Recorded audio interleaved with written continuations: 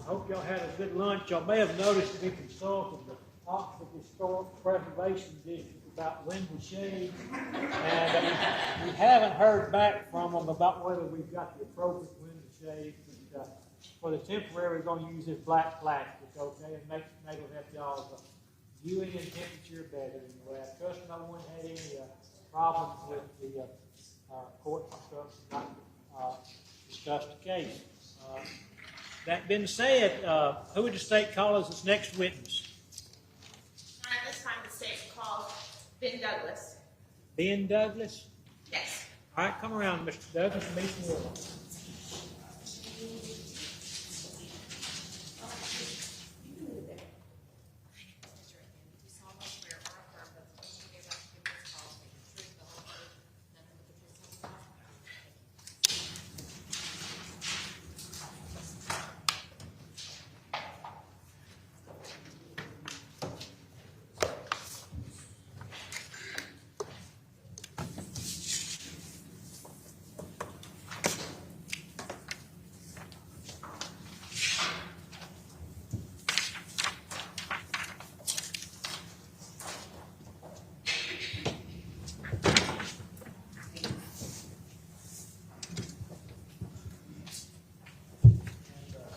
Proceed when you're ready.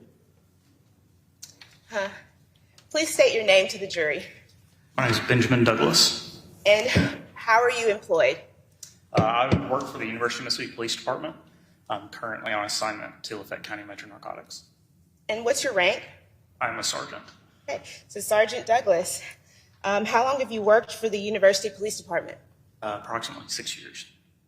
And you just said that you do, you're on loan to Metro Explain that. I'm on assignment, so okay, I've been assigned to Lafayette County Metro Narcotics. So I have a time frame that I'm not working at UPD every single day. So right now I'm working for Lafayette County Metro every single day. It's a task force for the entirety of Lafayette County for specifically narcotics cases.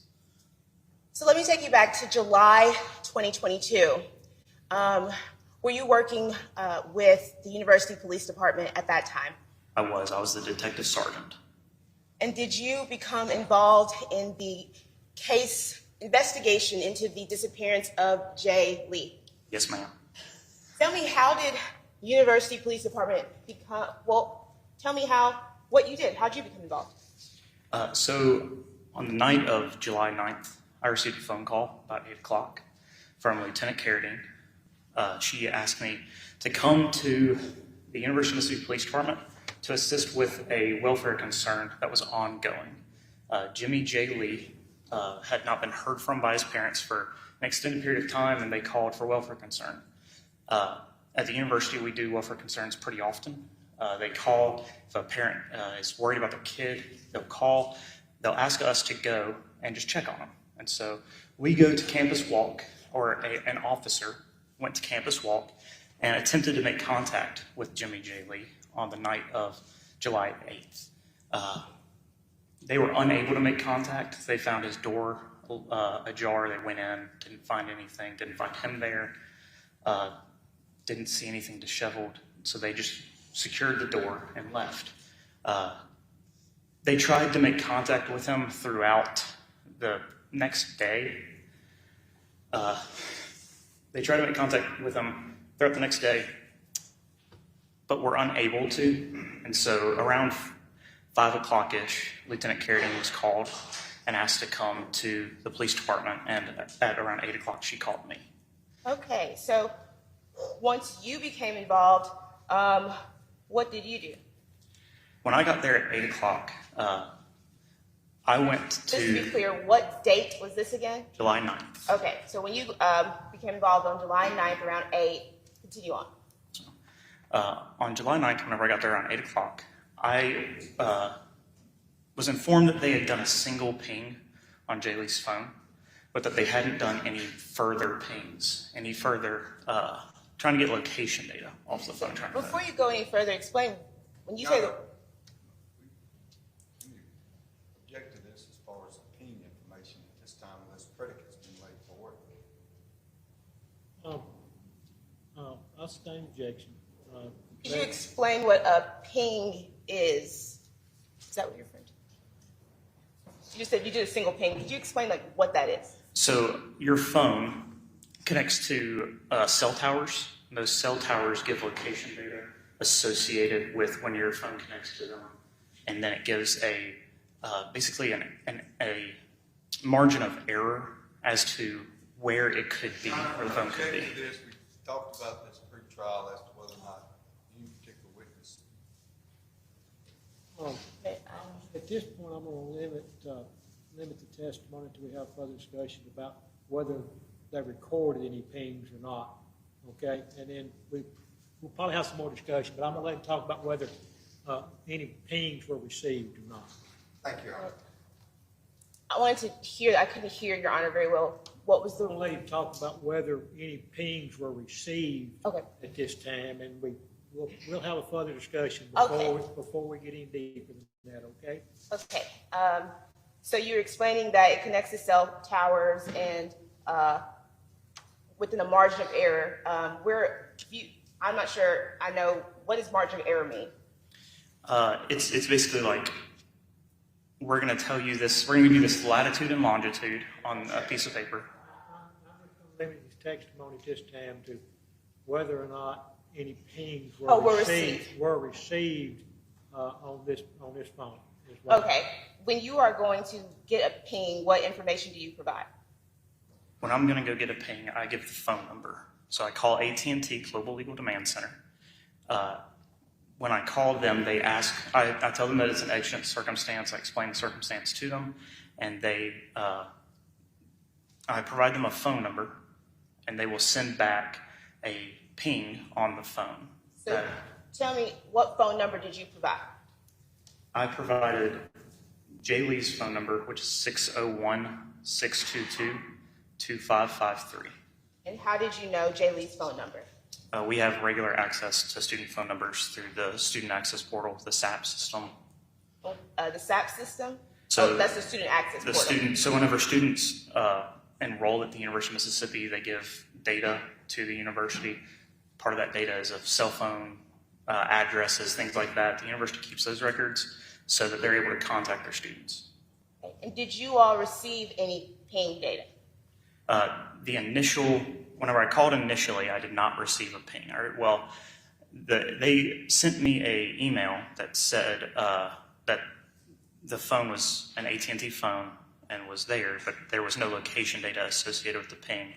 While I was talking with the AT&T, the person at the Global Legal Demand Center, he told me that it seemed that the phone had been inactive for too long, and so there was no location data associated with it. So I asked him if there was any way for us to get historic pings through exigent circumstance. And so he provided me with historic pings on Jay Lee's phone from 12:17 a.m. on July 8th to 7:28 a.m. on July 8th. Before you go any further, when you say exigent circumstances, explain what that means for anybody who might not understand. So an exigent circumstance is just an emergency.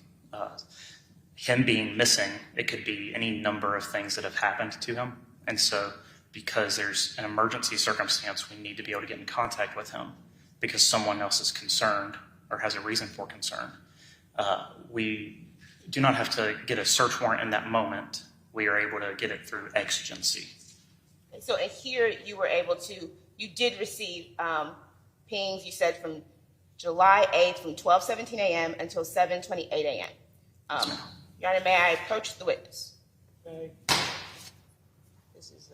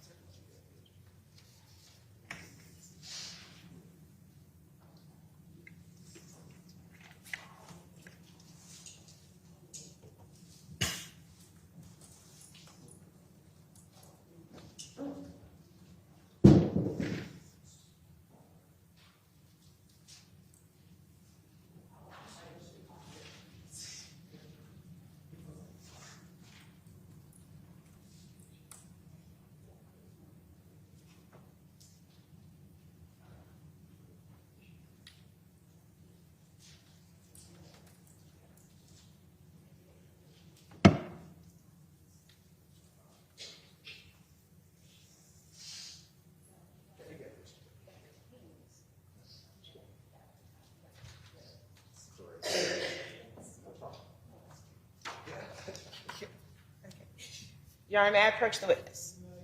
Okay.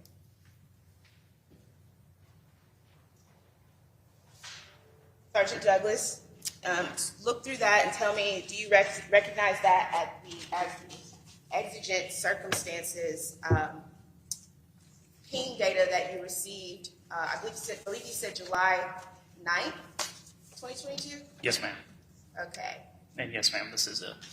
Okay. And has it been altered in any way since you received it on July 9th? No, ma'am. Okay. And it accurately represents what you received? Yes, ma'am. Your Honor, at this time, I'd like to have it marked for identification purposes only. It's gonna be, S-22. It'll be marked for ID. Only, just.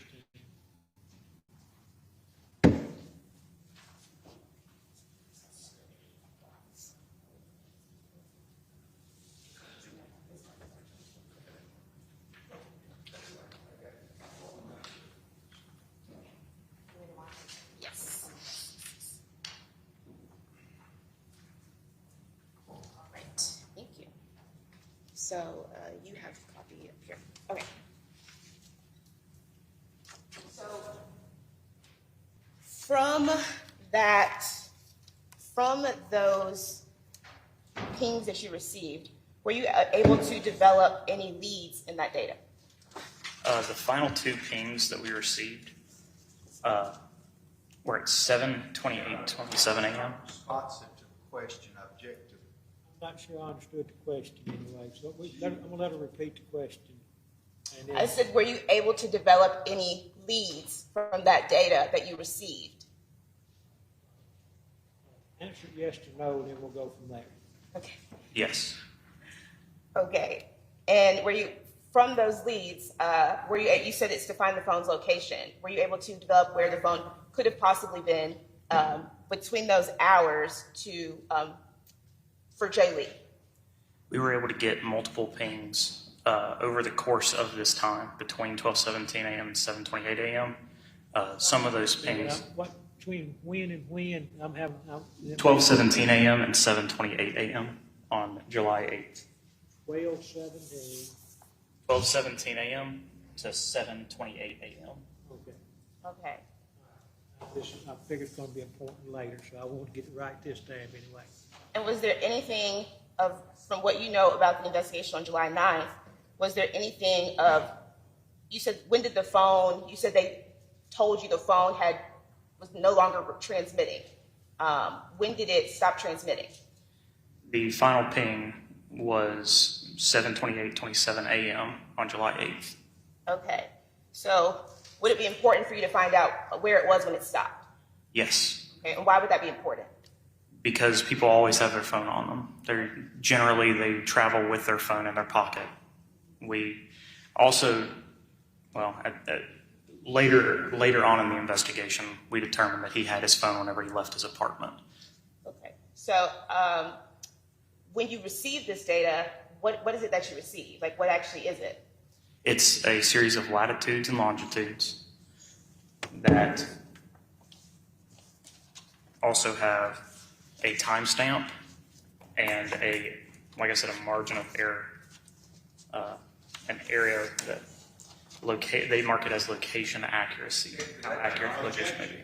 All right, I'm going to ask the jury to start walking off Little Night and go back to the jury room, okay?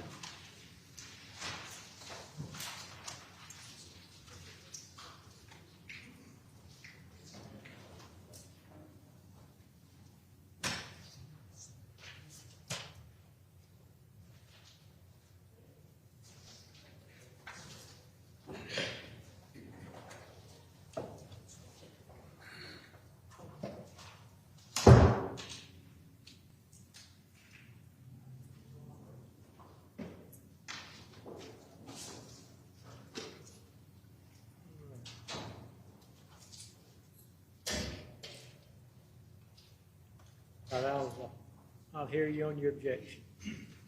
Similar to the same objection, the witnesses in the courtroom, we ask them to step out. Witnesses in the courtroom, we ask the witness to be excused during argument. All right, that's fair enough. If you would, Don't discuss your testimony with anyone, if you would just return back to the outside there in the light.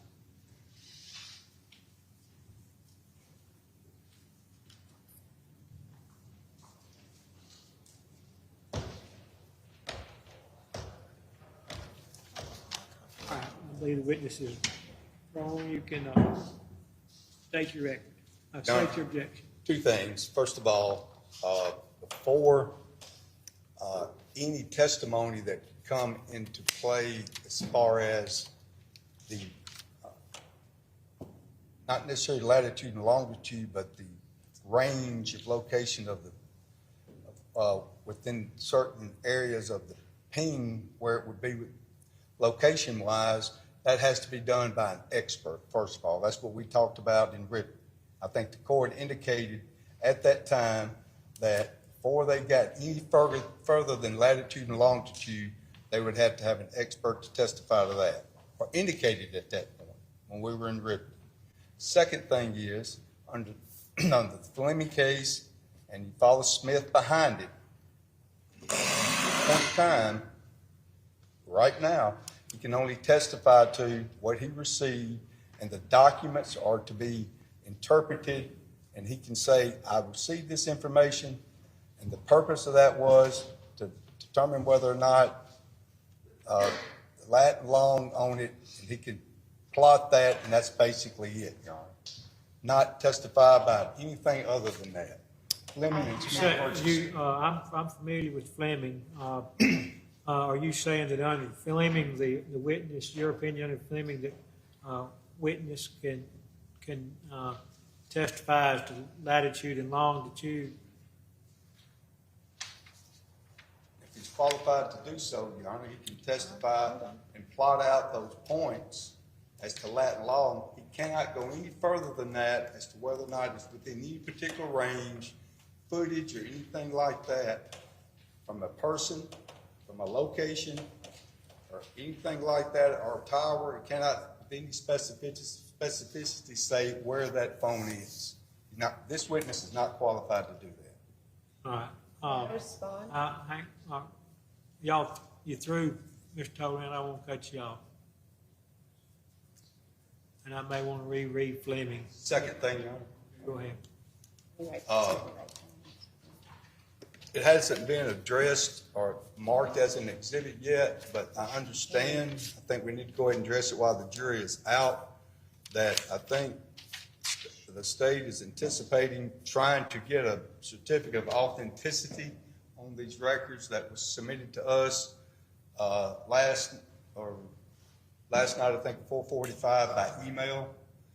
That certificate of authenticity, had it been produced earlier, would only allow a witness qualified to do so to testify about some of the lat long information and how it relates to particular locations and the range that he was attempting to talk about before we cut him off, Your Honor.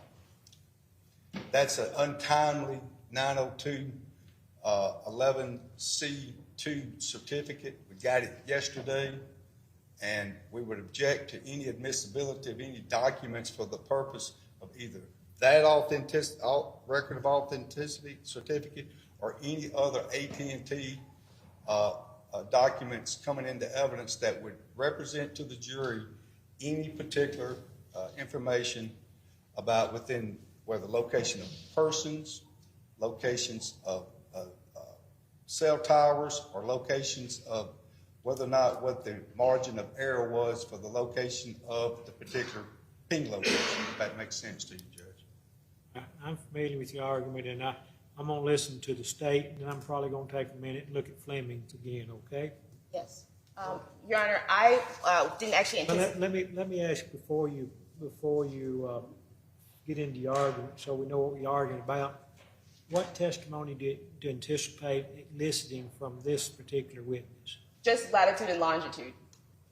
I actually wasn't, when we spoke about it, we didn't talk about margin of error. I actually am not attempting to ever introduce it into evidence. It's just marked for ID because it's just being used to show how he developed investigative leads. It's all leading somewhere. Are you going to limit this witness testimony to latitude and longitudes of pings during this 7 hour or so time frame? Yes, Your Honor, but I would also, that is what I'm going to do. And I would point the court to the Collins case, which I don't know. Let me, before you start that, as I understand it, the defense does not have any objections to latitude and longitude information if it stops there with this witness? That's basically, as long as he's already testified, Your Honor, that this identifies where a person is. They cannot say that clearly under Fleming. They cannot testify that the person's with the phone. I'll be limited to Latin whatever it is, where the phone, latitude and longitude of a phone. Of the phone. That's clearly what Fleming says. And Your Honor, I guess I'm not. Can I respond? Hold on one second. Mr. Douglas was provided in the 1121 discovery disclosure. I will say none of his testimony or summary of any of these statements were provided to us that he would be giving this type of testimony. Based on the discovery violation, we would object to that as well. I understand that I'm making the same discovery responses. His name was provided in discovery, but his testimony that he was going to provide Latin long information at trial is nowhere in any of the discovery material. Okay? Right. I want to be clear on that. I understand. I'm going to. Notwithstanding that objection, if the court overrules that, the law is clear that he can testify he received the phone records and phone records as Latin law. Did the defense receive this latitude and longitude information in discovery? We received, again, Your Honor, you got to understand, we received that information. There's no association to Ben Douglas anywhere in it, other than the fact that he received it. Not that he was going to, as far as the Latin law. As the defense received the information that in discovery that Ben Douglas received latitude and longitude information In April of 23 on that particular information. Okay. I'm going to overrule your discovery violation objection. And now if the state is attempting to only introduce latitude and longitude information through this particular witness, is there an objection to that? No. All right. Is that what if you're going farther, I need to know it. But I want to clarify, when you say latitude and longitude information, you mean he's going to say where that latitude and longitude points to? Is that what you're saying? Like, somebody let me look at Fleming and see if. I have the Collins case, which I wanted to provide to the court. I'd like to hear that. Okay, thank you. It doesn't. I don't think it takes a rocket scientist to coordinate latitude and longitude if they have that to a spot on Earth anyway. But go ahead. That's all he was going to do, coordinate latitude and longitude. And we were going to introduce it. We're not introducing it, just ID only to show how he went along with the investigation. That's all he was going to do. And then he was going to coordinate it and say, this was here, this was here. We weren't talking about Let's just say that latitude and longitude is latitude is X and longitude is Y. Do you anticipate saying latitude is X and longitude is Y? Y is around so-and-so apartments, around. No, it wasn't going to say so-and-so apartments. It was going to say, he was going to say, where's my note? Judge, let me clear up what I'm saying. I want to make sure everybody understands. Latin law says that's where that ping location is. It doesn't really tell you. It says where the ping is from the phone. There is a range where that phone could be. He can only say that that ping is coming from that location. He cannot say that's where the phone is. He can't say that's where the person was. Or you can't say what the range was, what the phone was within that range. You can say, yeah, they sent me this information. I'm going to let him say that the latitude and the longitude for this particular ping, where that latitude and that longitude cross is at a certain place in Fayette County, Mississippi. Don't have a problem with that. Okay, that's His testimony can only be that the ping information that he got. He cannot testify that phone was at that location, just the ping information. I'm going to allow that. I'm not going to let him, this particular witness, expose opinions on how close that may be, what's the margin of error and things like that. I don't think he has that in his expertise. Testimony cannot include language that says that's where the phone was. The ping represents where the phone was. That's not I there. think that would be a correct statement. This witness can testify as the information he received, that the latitude and longitude of the ping would direct you to a particular, I assume in Lafayette County, a particular spot in Lafayette County, Mississippi. And go from there. That's all we were going to do. There is a margin of error, but he can't tell anybody what it is. All right, I'll let him do that. I didn't ask him about a margin of error, Your Honor. He was trying to volunteer it whether he asked it or not anyway, so. That's all we're planning on getting into. I think we know where we stand anyway. Thank you. Somebody, Nancy, would you grab our witness for us?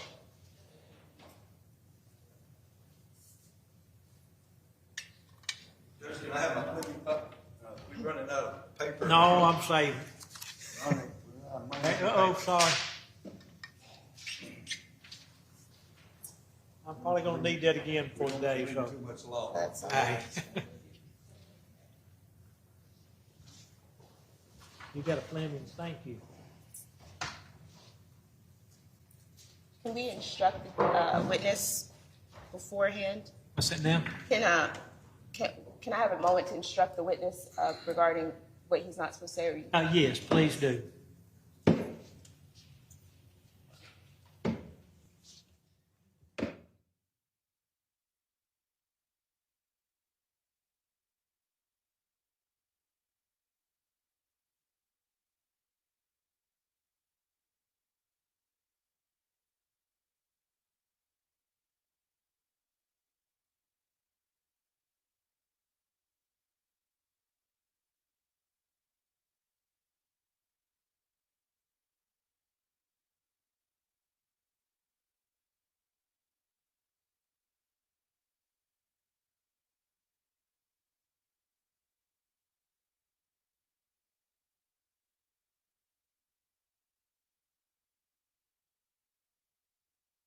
Here, okay?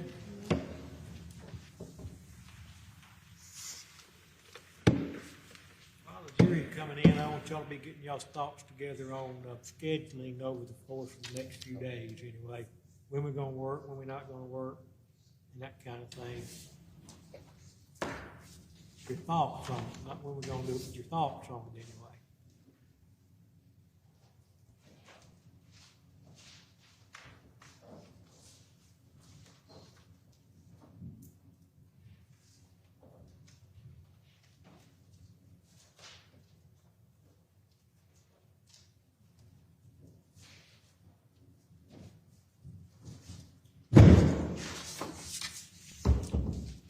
You ain't got no insurance, don't fall. All right, you may resume your direct examination. I believe where we left off, Sergeant Douglas, is when did Jelly's phone stop transmitting, or you could no longer receive pings? Yes, ma'am. When was that? That was at 7:28 a.m. on July 8th.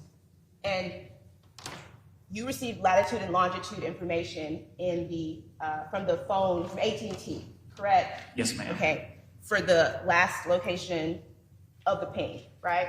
Yes, ma'am. Okay, and what were the last two locations, the ping locations? The last two locations, the 7:28 a.m. ping, the 7:27 a.m. ping was near Stone Park, and the 7:28. We talked about that. Johnny can give latitude and longitude only. So he could say it. I'm going to let him. I think he can testify as to where that latitude and longitude intersect on the Earth. As to the ping on. I don't know exactly what. Same ping. I think he was saying ping. limit your testimony to where the ping came from, okay? Yes, sir. I think that's what you did, but go ahead. Yes, so the ping, the direct ping, the last two pings, the 7:28:27 a.m. ping on July 8th is near Stone Park, which is across from the Oxford Police Department. And the 7:28:26 a.m. ping is near Residential College South, which is at the intersection of Gertrude Ford and Jackson Avenue. So in relation to, Well, I'll ask, how far is Molly Bar Trails from Stone Park? approximately half a mile. And how far is Molly Bar Trails from Residential College South? Approximately 1.5 miles. Now, you said you were doing this because, Jelly was missing, it was an emergency, and we're hoping to find him, as people usually keep their cell phones. What did you all do? The phone was off, or wait, before I get into that, you said they told you it stopped transmitting. Did that mean it was off? What did that mean? It could be off, it could be broken. It's just not transmitting to cell towers anymore. So Okay. the cell towers are not receiving anything. Okay, so it was just not there anymore. Okay, so how did your investigation proceed forward beyond the pings? So after the pings, we continued looking for, the University Police Department continued to look for Jay Lee, look for his vehicle, look for things that we knew were associated with him. Then on July 10th, Lieutenant Carradine conducted an interview with Jose Reyes. I sat in on that interview. After that interview, I wrote a search warrant for Jay Lee's apartment. Okay, did you actually go to the search warrant while it was being executed? Yes, I did. Okay, and I believe we've already sort of heard testimony regarding that. So following the search warrant on July 10th, had Jay Lee been found? No, he had not. So what were the next steps for you in your investigation? Next steps were I filed an exigency request with both Apple and Google. So I filed an exigency request with Apple for information associated with Jay Lee's Apple iCloud. We didn't have his phone at this point, but Apple iCloud is integral to iPhones, and we knew that Jay Lee had an iPhone. We also knew Jay Lee's Gmail account, and so we sent an exigency to see if that Gmail account was associated with his iCloud account. So tell me, what was your purpose for sending these two exigency requests? Like, why did you do that in the investigation? We wanted to see if they had location data that they would send us immediately, because we were trying to find him. We also wanted to see if anybody had called him, if anybody had texted him. We were trying to just get generalized information that would help us find Jay Lee, find where he was at, if we could. And at this point in the investigation, did you have any information that you believe would make that relevant? Can you repeat that question? At this point in the investigation, did you have any information from witnesses or footage that would make that relevant, or anything? Yes. Other officers had spoken with Khalid Fears. Khalid had told them that he was on the phone with Jay Lee the night that he went missing, that he was about to go to a hookup with someone that he had previously blocked. And did you have an opportunity to view any footage that might have corroborated that? Yes, I saw campus walk video footage of Jay Lee leaving his apartment. He leaves the apartment on his phone, and the door doesn't close all the way behind him, just the same way that officers found it whenever they arrived. And did you later get a search warrant, or let me approach. May I approach, Your Honor? If I approach, I should show you that. She's asked to approach. Okay.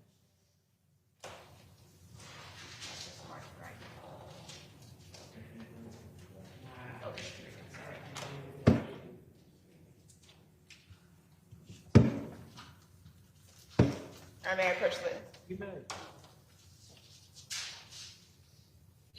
Sergeant Douglas, do you recognize what I'm handing you? Yes, ma'am. What is that? This is the Apple iCloud exigency form. Okay, and is that what you received when you requested this back? I believe you said July 10th? This is what I sent Oh, to this is Apple what you sent. Okay. to receive information back. Okay. And has it been changed in any way? No, ma'am. Okay. Your Honor, at this time I'd like to have believe the Apple exigency marked for ID. All right. For ID purposes, fine. S-23. Is that the warrant or the return? This is just the, what he requested, his request.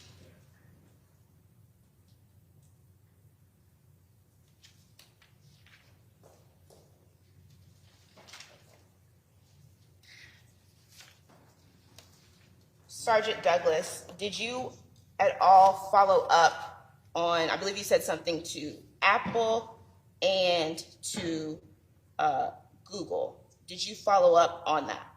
Yes, we received the exigencies, but we eventually wrote search warrants for the information associated with Jay Lee's Apple iCloud account and his Gmail account.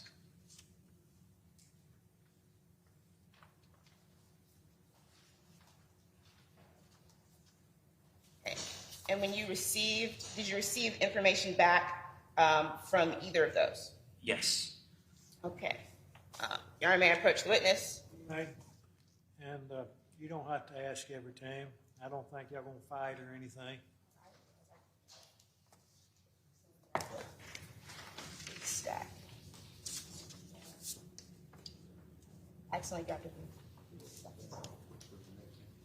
This was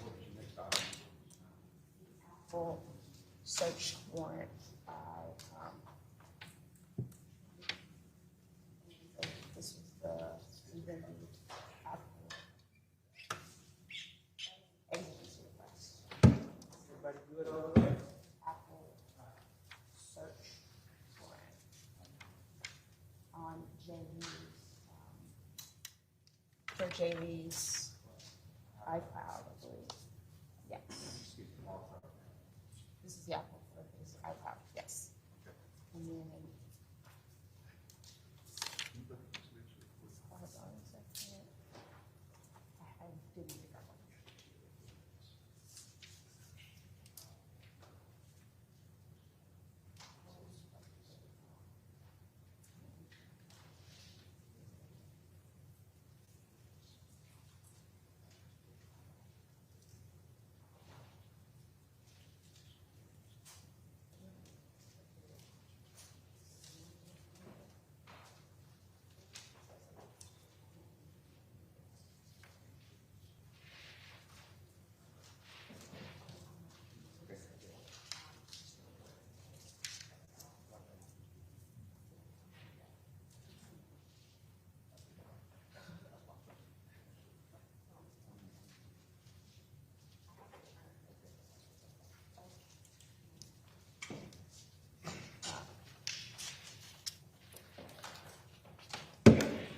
Sergeant Douglas, you recognize what I've just handed you? Yes, ma'am. This is the search warrant for Jay Lee's Apple ID information, Okay. or iCloud information, excuse me. Is it the return? No, this is the physical search warrant for the Apple iCloud. Oh, okay. Yes, I'm just going to do return. And is that in a substantially similar condition as when you submitted it? Yes, it is. And has it been changed in any way? No, ma'am, it is not. Okay. Your Honor, at this time, I'd like to have it marked for identification. In the Apple iCloud return, Search the warrant itself, or the return. just the IDs. This S-24 that's next, is that the iCloud return or the iCloud warrant? Warrant. Okay.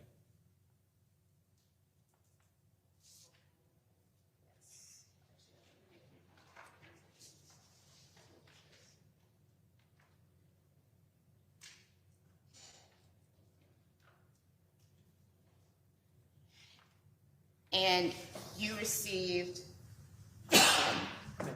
information back from the Apple return and from the search warrant, correct? Yes, ma'am. Okay. Tell me what relevant information did you receive? We found a phone number inside of the return that returned to Tim Herrington. Let me show you this.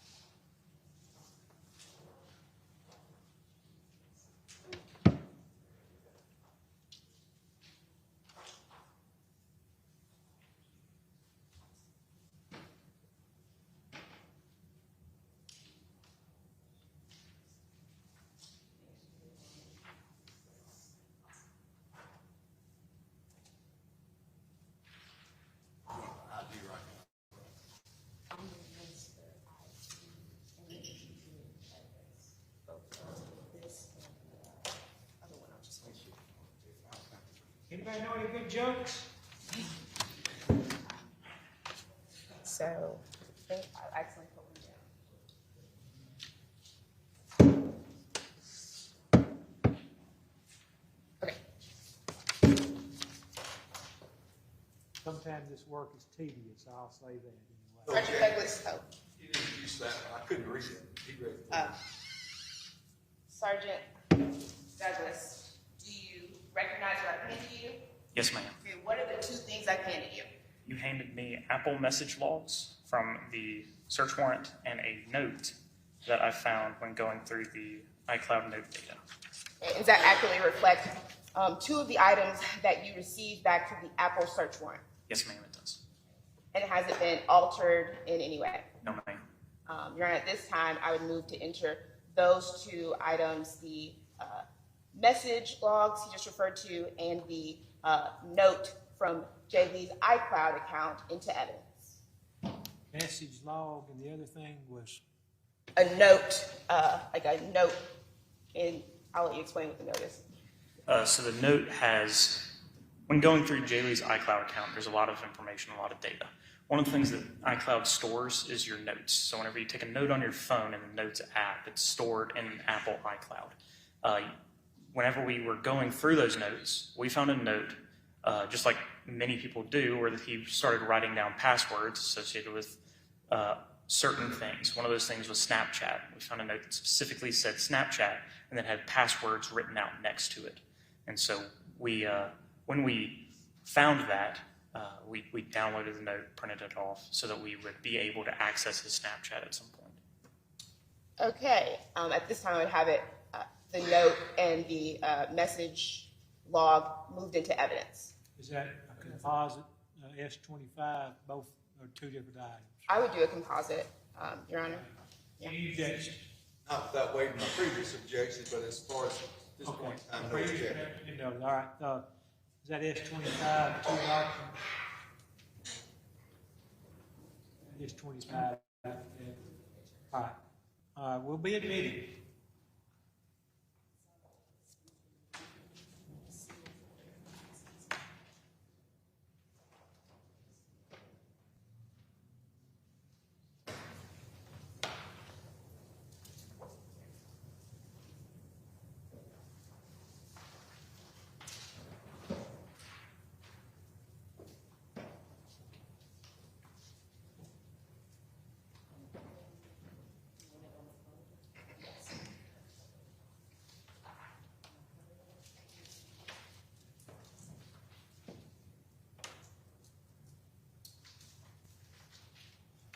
Your Honor, may I publish the jury? You may. Okay.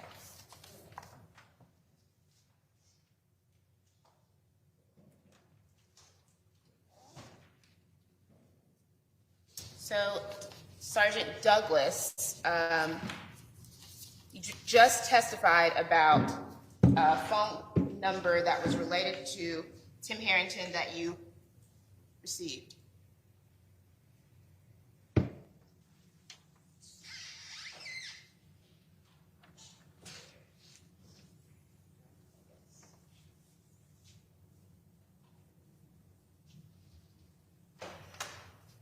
We'll stipulate to the phone number to be worded out in the courtroom.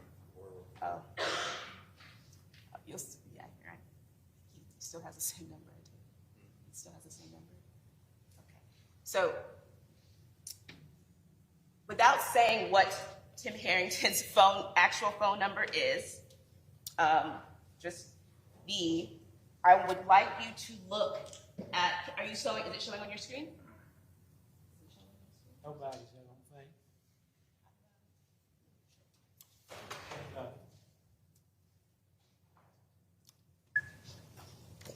In all likelihood, if it'll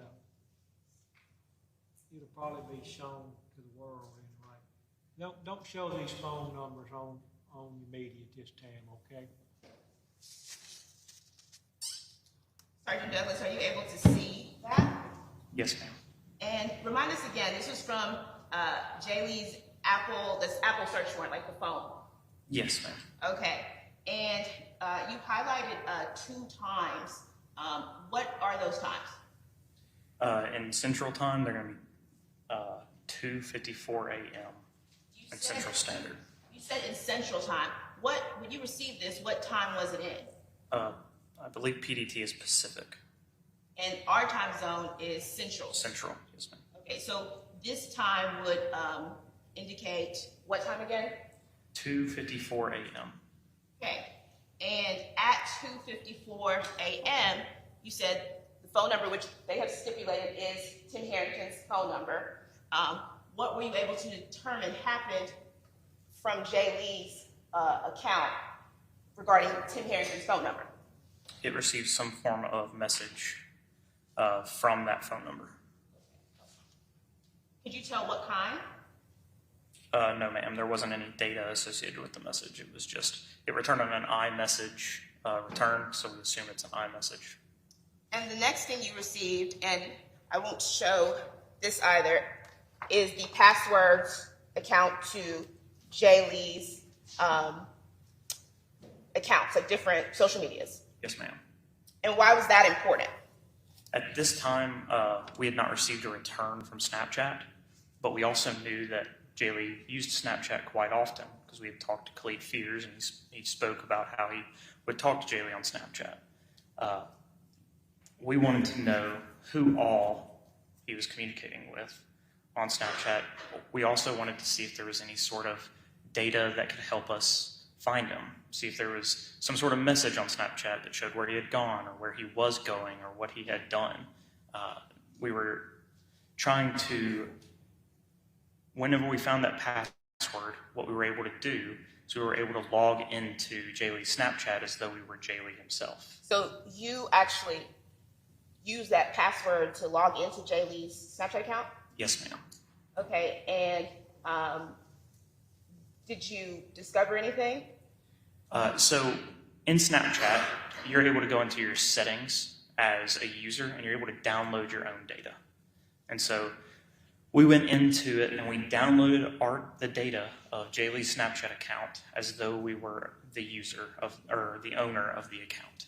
Whenever we downloaded that data, we were able to look at received messages. We weren't able to see the messages that Jaylee had sent, but we were able to see the messages that Jaylee had received. In those messages, we found texts in the time frame that Jaylee had left his apartment that sounded as though he was going to meet somebody that he had already met. Messages like "come back." And you said, were you able to see what user was sending those? Yes, the username was redeye_24. And you said around the time he was leaving. What time was that? I'm sorry, what around the time Jay Lee was leaving. Around the time that Jay Lee was leaving. Yeah. What time was that? Would have been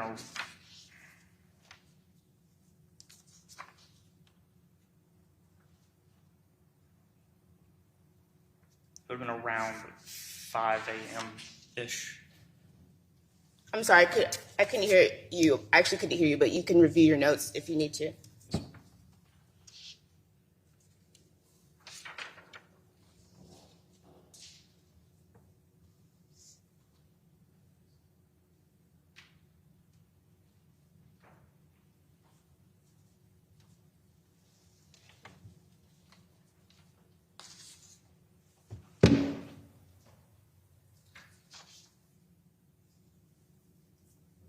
Actually, may I? I can't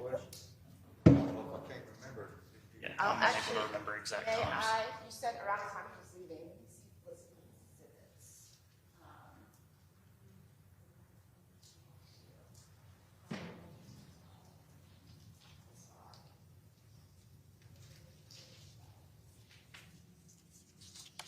Your Honor, I'm showing the witness what has previously been introduced into evidence as S5.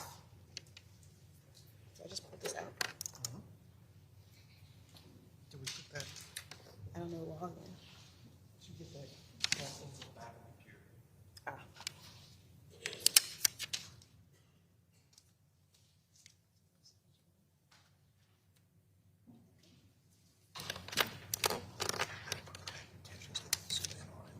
Yeah, thank you. Okay.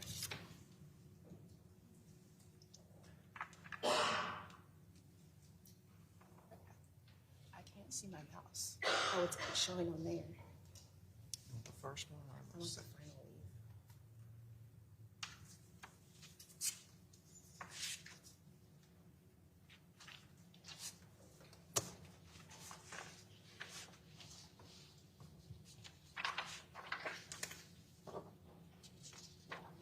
Showing up on the screen.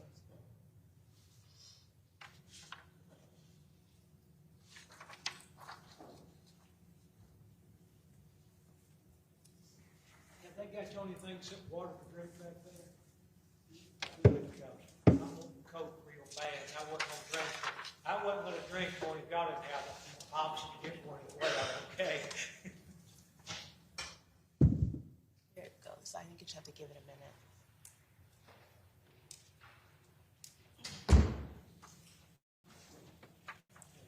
No, you don't want to dump water out and stay in. Back to this, no back to that.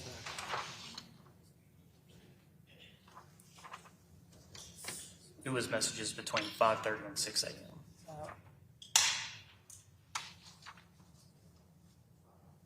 6, 8, 7, 8. I just wanted to get him when he walks out of his, so it's not, yeah, I think you just have to wait for it to load.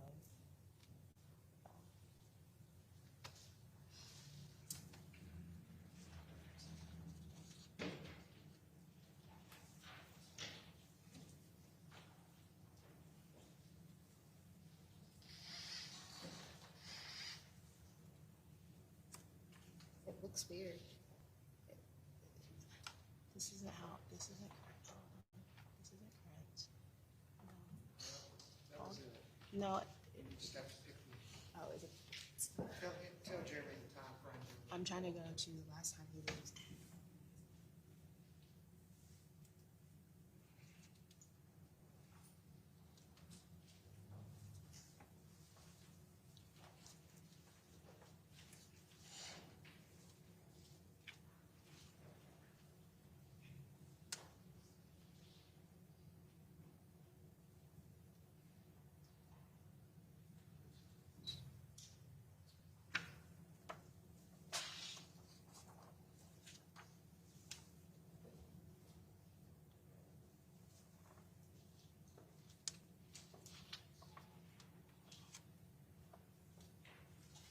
Is it showing for everyone? Yes, we'll Okay. get time to. Yes. So Sergeant Douglas, are you able to see State's Exhibit 5? Yes, ma'am. Okay. And have you previously viewed this? Yes, ma'am.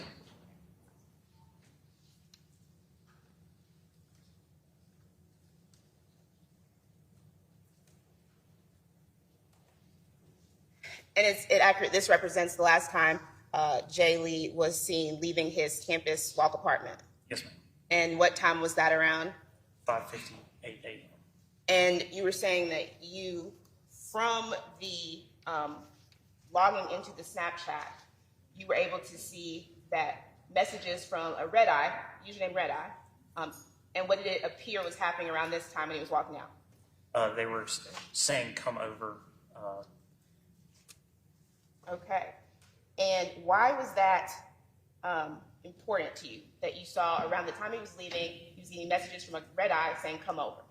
Well, Khalid Fears had previously testified that, or had previously told us that he was going to meet up with someone for a hookup. So someone that he had blocked. So we assumed that whoever he was going over to, who said "come over," could potentially be the same person that Khalid was talking about. And was there any other information in the Snapchat account that you thought was relevant or to a lead? Yes, there was location information inside of the Snapchat account. Other than the location information, we won't be getting into that, regarding accounts that may have been blocked or anything of that nature. Yes, ma'am. Under blocked accounts, there was an account with the username Tim Herrington. And why was this significant? Because Khalid had said that he was going to someone who he had previously blocked. So, at this time, what did you all do, or what did you do?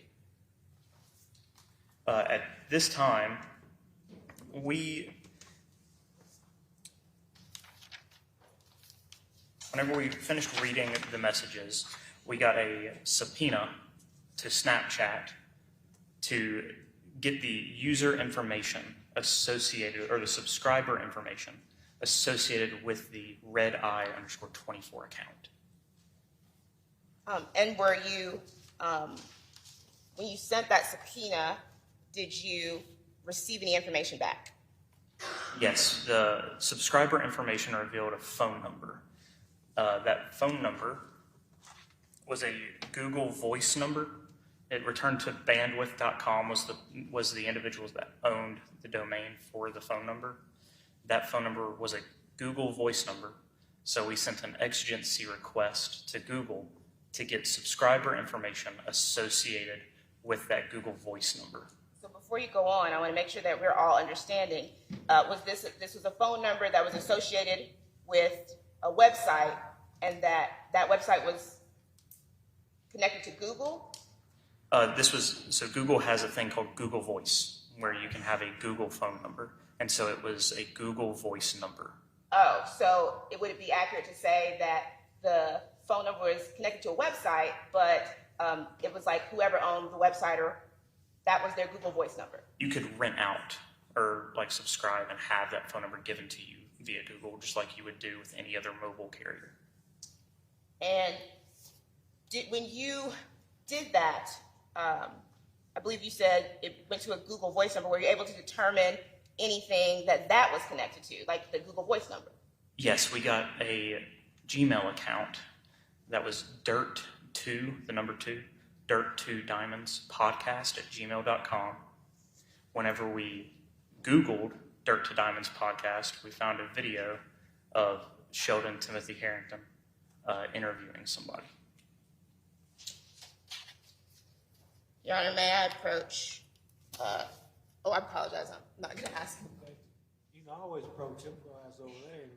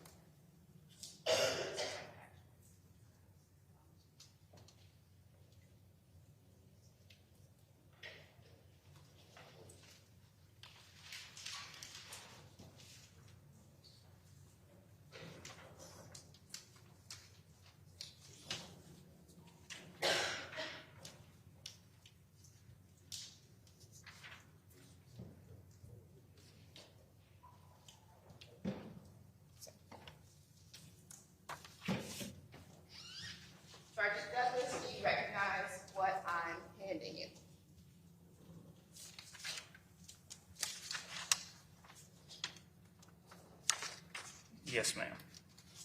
And is that the part of the return that you received when you sent the search warrant to Snapchat for the subscriber information of Red Eye 24? This is from the subpoena. Oh, for the subpoena, I apologize. The subpoena for the subscriber information for Red Eye 24. Yes, ma'am.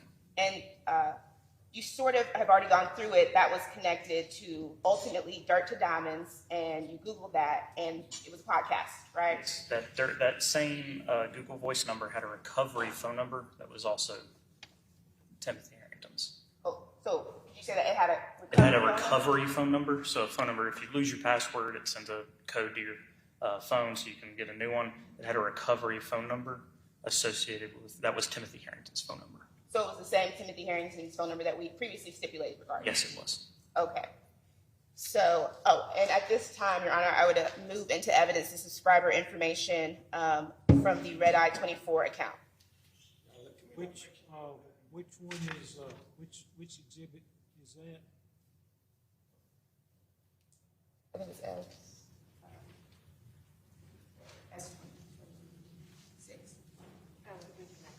S26. S26. S26? And that, what we call them, have it been identified? He identified it as what he received. He back. identified, did it get a number assigned to it? I didn't think so. I'll All identify right, it. let's, pass it down, be marked as S26, and then I'll hear from you any objection to it. I have no written objection as far as 90211 stuff that we talked about before, but I just want to make sure that Detective Douglas looks through all those documents, make sure we don't have any biographical information that may be. All right, y'all look through that and make sure we don't have any of that, but,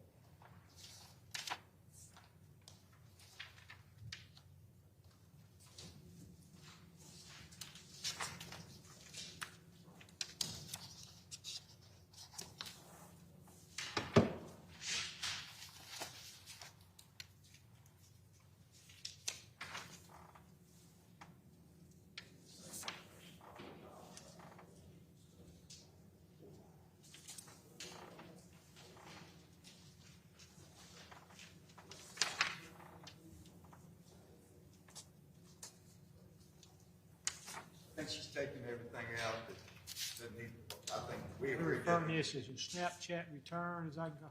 It's the subscriber information for Red Eye 24 account. Any objection other than those previously noted? No, All Your Honor. right, it'll be admitted.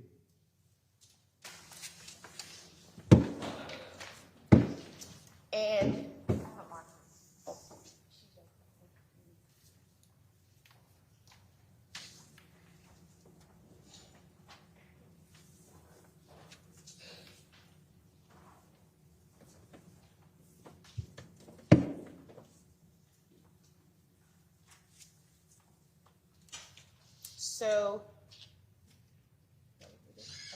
so at this time, so you received the that return, and kind of give us an overview of what happened.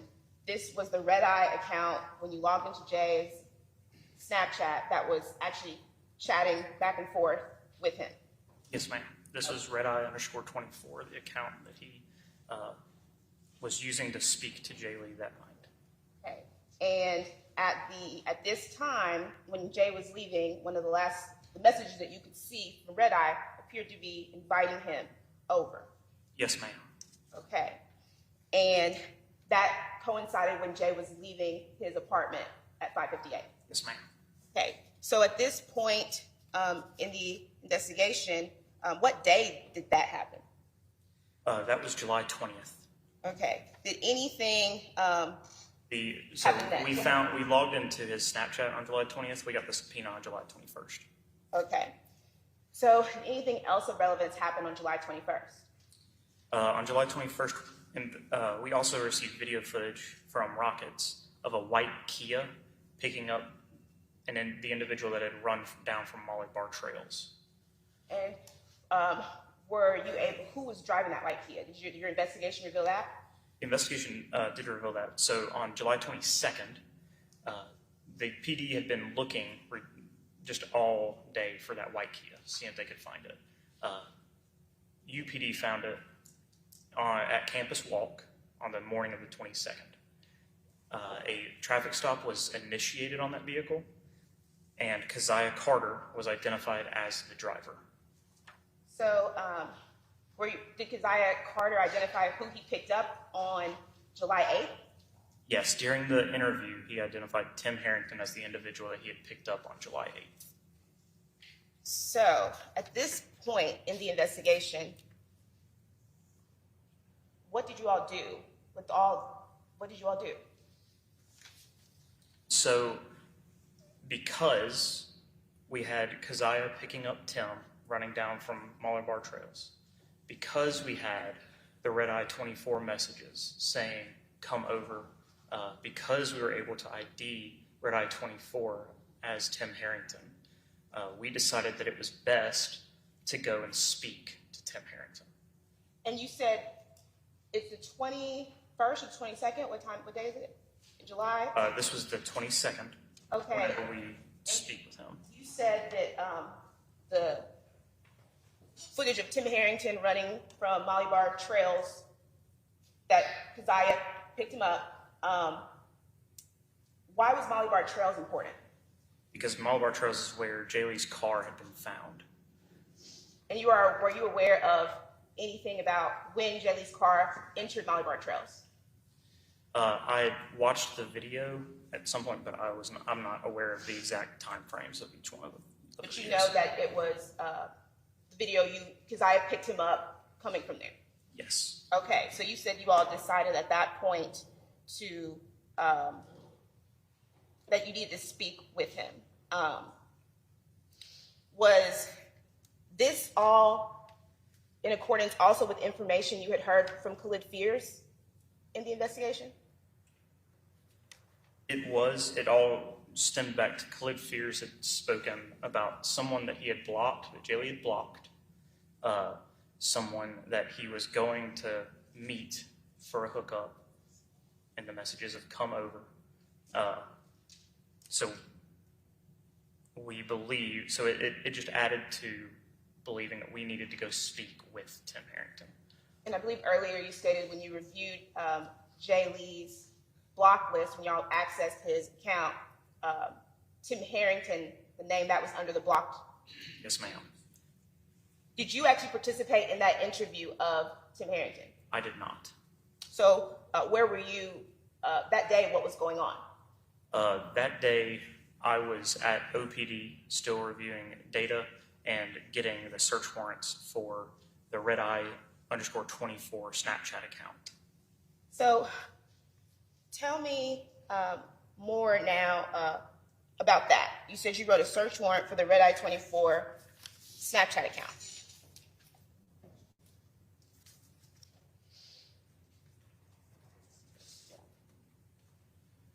So I wrote a warrant for the Red Eye _24 search Snapchat account. Okay. And why did you do that? We wanted to get any information that was associated with that Snapchat account. The first thing you did was you sent a subpoena for Red Eye for subscriber information. Yeah, I just like him to answer. I hadn't objected a lot of the lead, and I know this is technical stuff. I haven't asked the question. I haven't asked the question yet. Don't we lead you witnessing? Try to be cognizant of it, okay? So at this time, you previously talked about getting a subpoena for the subscriber information of Red Eye 24. Why did you get a warrant also for the Snapchat full information of Red Eye 24? Why did you do that? Well, all we got was subscriber information.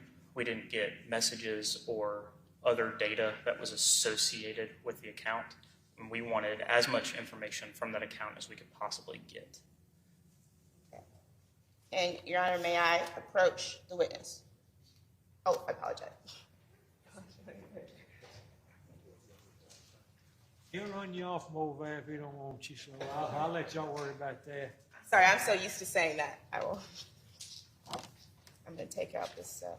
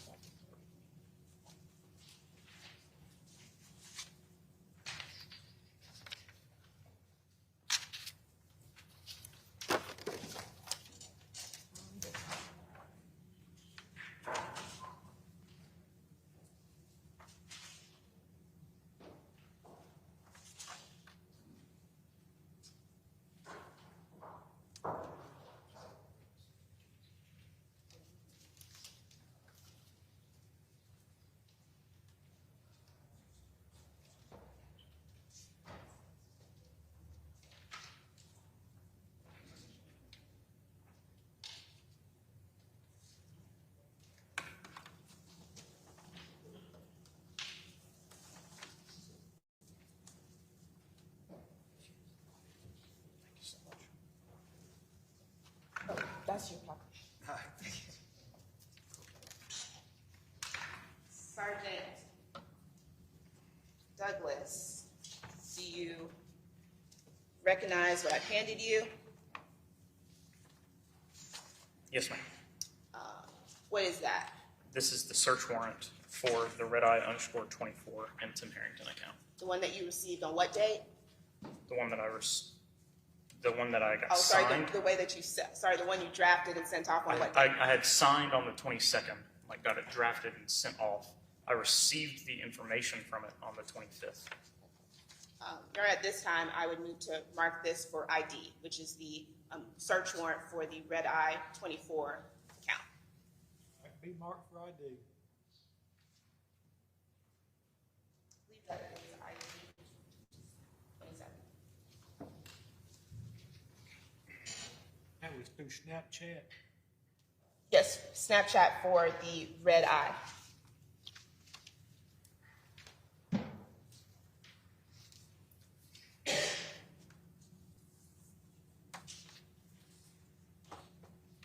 So, Sergeant Douglas, you were saying that you got information back from this warrant? Yes, ma'am. Okay. And when you got that information back, what was the purpose again of why you wanted to get this We already information? had one side of the conversation, but we wanted both sides of the conversation. Between who? Between Jaylee Snapchat and the redeye_24 Tim Herrington Snapchat.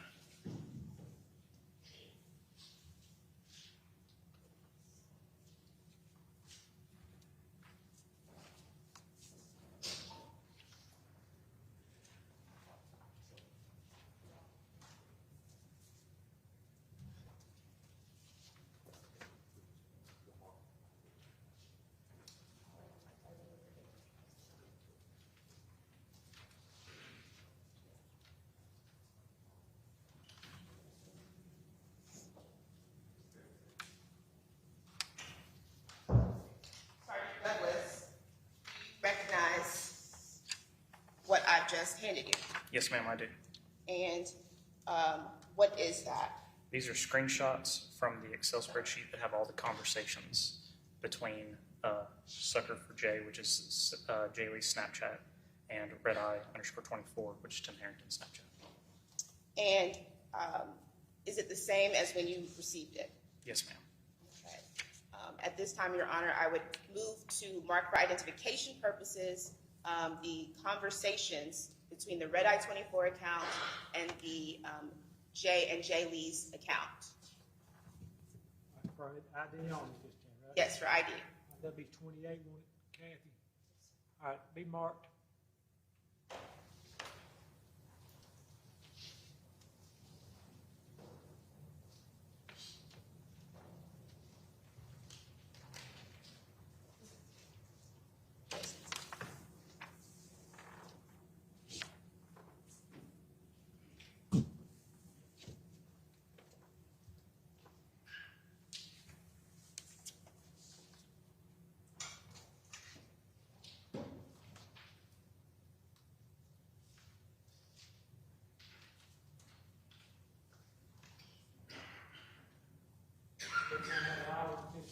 everybody good?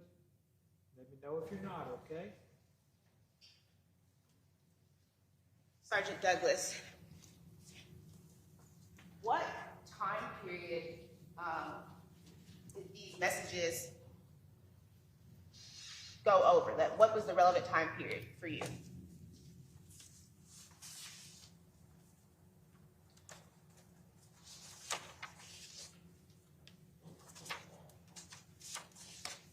In Central Time, these messages are from 5:17:09 a.m. till 6:03:15 a.m. And I believe you said in Central Time. Why did you say it like that? How do you receive the data? These are written in UTC. What is UTC? I believe that the term is universal time. Okay. And to get to Central Standard Time, our time, what do you have to do? You have to subtract, I believe, 5 hours from it. Okay. And it also appears to be some kind of spreadsheet. Like, why is it that? This is how it was sent to us. It was sent to us in an Excel spreadsheet. So there's an Excel spreadsheet that has tabs. One of those tabs would be the sending user, the receiving user, the text, and then the timestamp of the actual message. And just so we're clear, these are the messages between Jay Lee and the Tim Herrington Red Eye 24 account from when to when? From 5:17:09 a.m. through 6:03:15 a.m. And at this time, I would move to enter into evidence the Snapchat messages between Jay Lee and the Red Eye 24 Tim Herrington account that he just testified to. Any objection? Other Other than previous objection. All right, that'd be S-28, would that be correct? S-28 will be admitted. I just want to make sure for the record, I think I got a string of objections, but my relevancy objection is still moving forward. I know, hadn't heard anything about any making it relevant, but I have been objecting to relevance. Your objection as to relevancy has been noted as well. Thank you. Your Honor, may I publish to the jury? Okay. Sergeant Douglas, I want us to go through these messages together. Do you have the full messages up with you to read? I have the exhibit, yes, ma'am. Okay.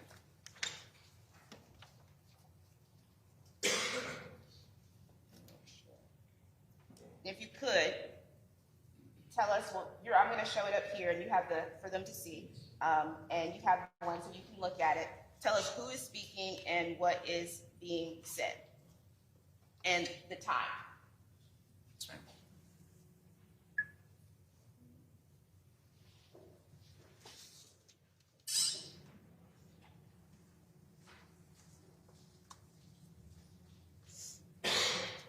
Am I at the beginning, the right time? The beginning's at the very bottom. The beginning is at the very bottom, the very last row. Oh, thank you. So that first message would be it. So, go ahead and tell me, what does it say? The message says, "Who TF is this?" And what is that? Who TF? Who the fuck is this? And who sent that message? That was Jay Lee to Red Eye. And you can just go on to the next one and tell us back and forth who will be speaking. So it's Jay Lee, he says, "Who the fuck is this?" And then he sends a question mark. He then sends, "What did you Make sure do?" you speak into the microphone. What did you just delete?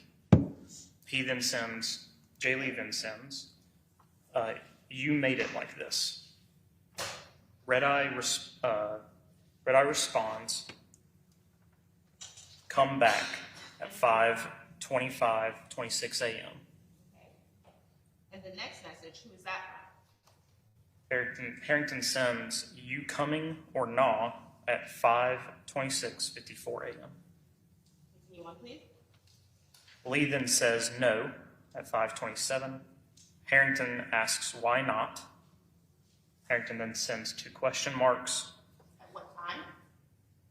at 5:31:43 a.m. Lee says, you just wouldn't even eat my ass 1 hour ago after I cleaned and everything. Then you proceed to nut in my mouth. Hopefully you ain't been fucking nobody raw. Then ask if I'm gonna stop harassing you now that you wanna stop linking. You know how much of an asshole move that is. What time was that message sent? That message was sent Your Honor, at that's not on the 5:34:40 a.m. Not on this document. It's at the very top. Where's the graph? Let me show you. Okay. Now show us where it is on the document and why it's not showing fully on the screen. At the very top of the document, it has the entire message and then it says which file it is. So it's K140. This is K1. So K140. So in the middle, you can see that the row is K, the text row is K. And at the very left, it says 140, so you can see that the row 140 on the very far left side of the document. And if you move over, you'll see the beginnings of it at the very top of the document. It shows the entirety of what's contained inside of that message. And why did y'all, when you printed this out, why did you do it like that? Because we couldn't, I wanted to, in this screenshot, I wanted to get the sender, the receiver, the sender, the text information, and then the time all in one screenshot. Okay. And so if you could tell me what time that last message you just sent, what time was that sent at? This was sent at 5:34:40 a.m. And if I'm reminded, what time did Jay Lee ultimately leave his apartment? At 5. Objection to the character question. Sit down. Leave his apartment. What time did Jay? I apologize. I wasn't clear. No objection. What time did Jay Lee ultimately leave his apartment? Around 5:50 a.m. Okay, so we're at 5:34 a.m. right now. If we could go back to the messages, who sends the next one? Jay Lee does. And what does it say? It says, you fool. And go on and continue on with the conversation and the timestamps and who's speaking like before.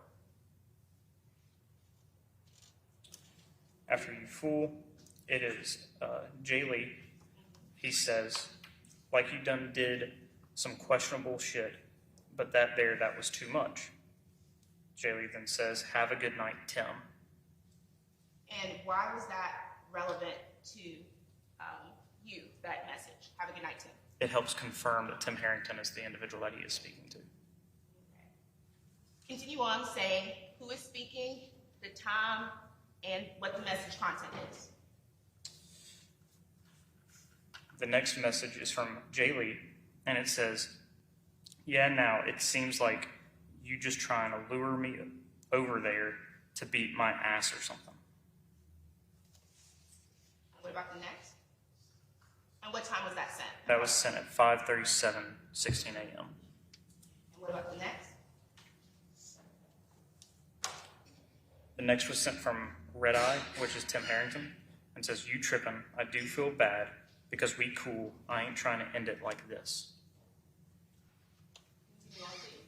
The next is from Jay Lee, and it says, how we cool, and you barely want me to text you. You can please tell me the timestamps as well. That was sent at 5:39:10 a.m. The next was Herrington. It says, I'm saying you're a cool person at 5:39:54 a.m.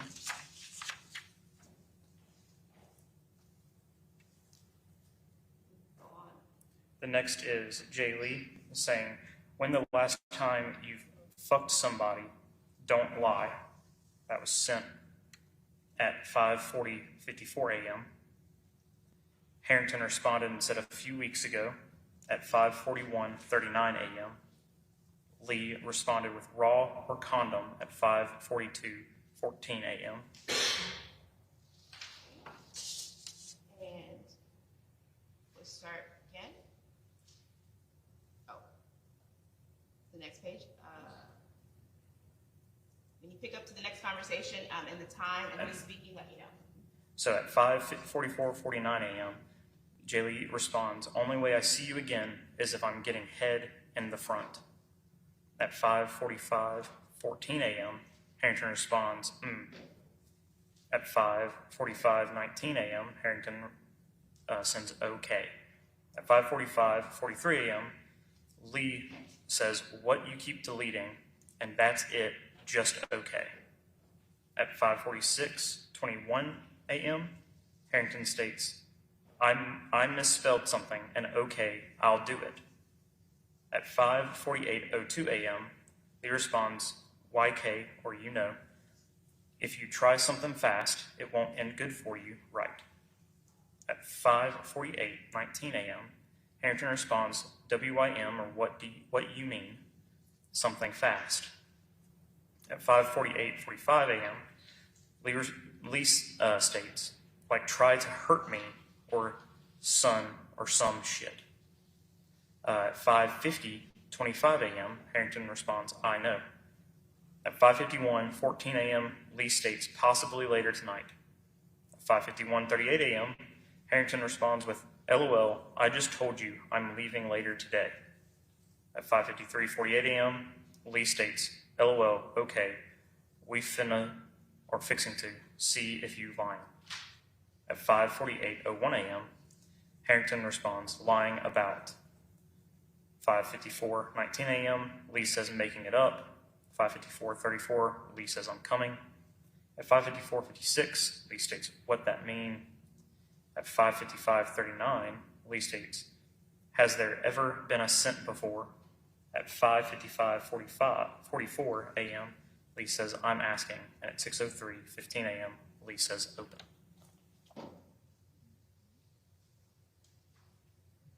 He says, and if we go to the next page. That's the end of that conversation.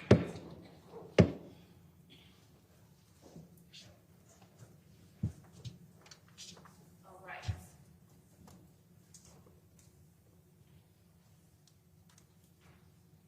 Okay. Let me, brief indulgence.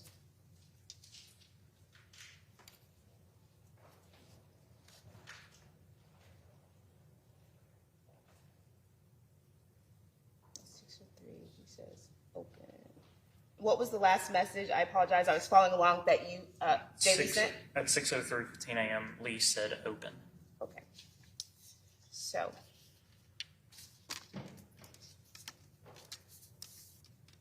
After receiving that information, you said you previously didn't have the full conversation. But did that amount to, when we look at the timeline of when Jaylee left his apartment and all that, how did that all connect? This matches exactly with when Jaylee was leaving to go to Tim Herrington's apartment.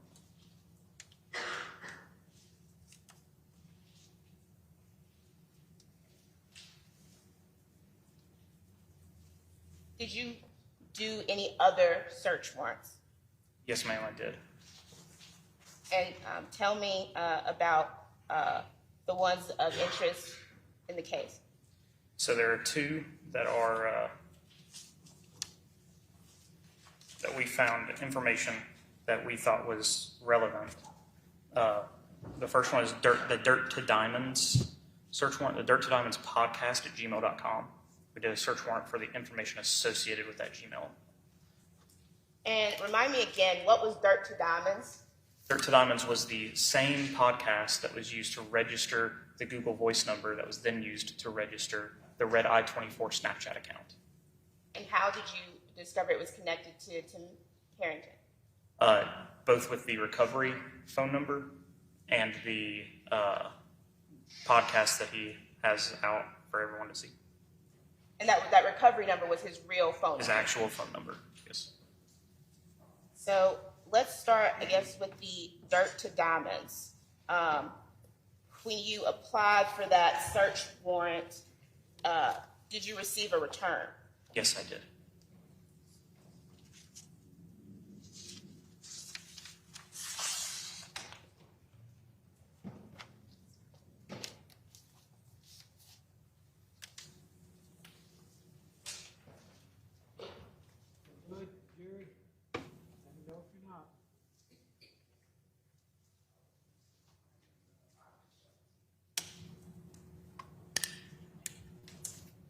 Sergeant Douglas, is this the Google search warrant, or the search warrant you sent for the Dirt to Diamonds to Google? Yes, ma'am. Okay. And has it been, does it accurately present that search warrant? Yes, it does. Okay. Tell me again, what date did you draft that and send it off? This one was signed on August 3rd. We initially sent the first one. We didn't get almost any data back from the original. We didn't write in the search warrant. We didn't explain each individual application that Google has, and so they didn't give us anything back for things like YouTube or Google Search or Google Voice, things of that nature. So we wrote into the search warrant all the applications that Google uses and provides, all the services that they provide, the applications that they run and have. We made sure that those were in the search warrant so we could get information associated with those things from Google. And so we wrote a second one. So the first one we wrote on July 25th. The second one we wrote on August 3rd.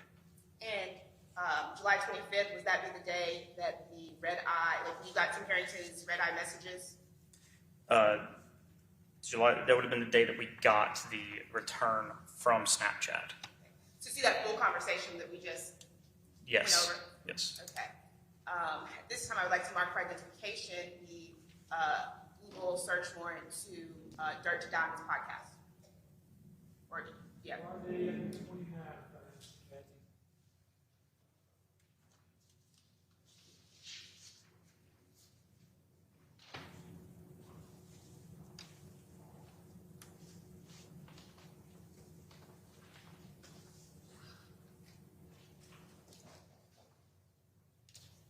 Wait.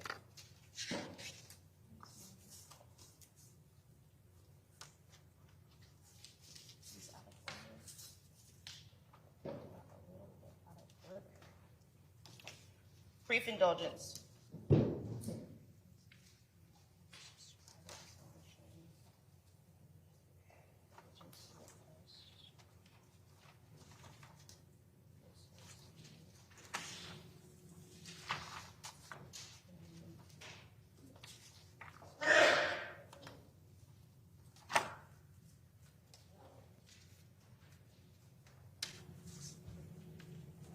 This is the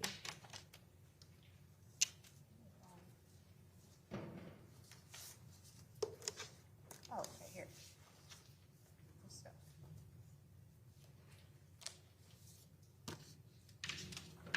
And were you able to get information from that Google search warrant? Did you receive something in return?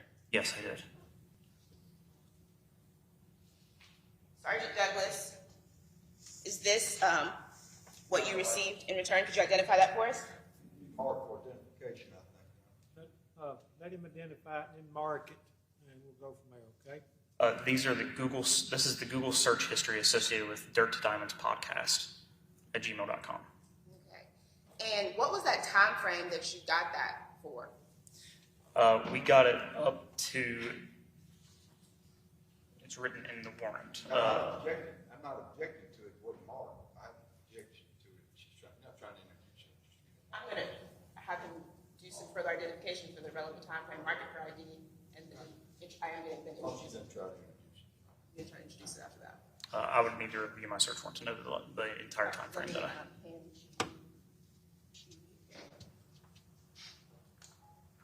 Handing the witness what has been previously marked for identification as the S-29.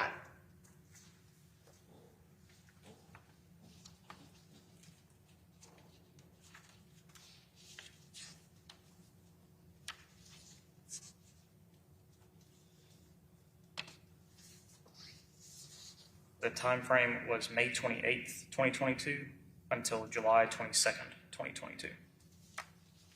Your Honor, at this time, I would move to have the Google search warrant return marked for identification. Okay, be marked for ID.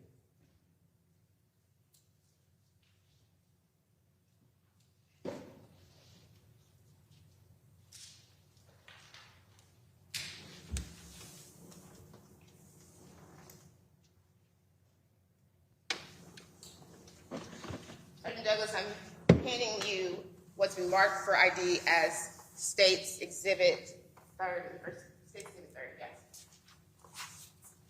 Tell me, when you got that return, did it contain any messages that were relevant? So these are searches. This is the search history Oh, of. I apologize. Thank you for letting me know. Yes, ma'am. So there is a search.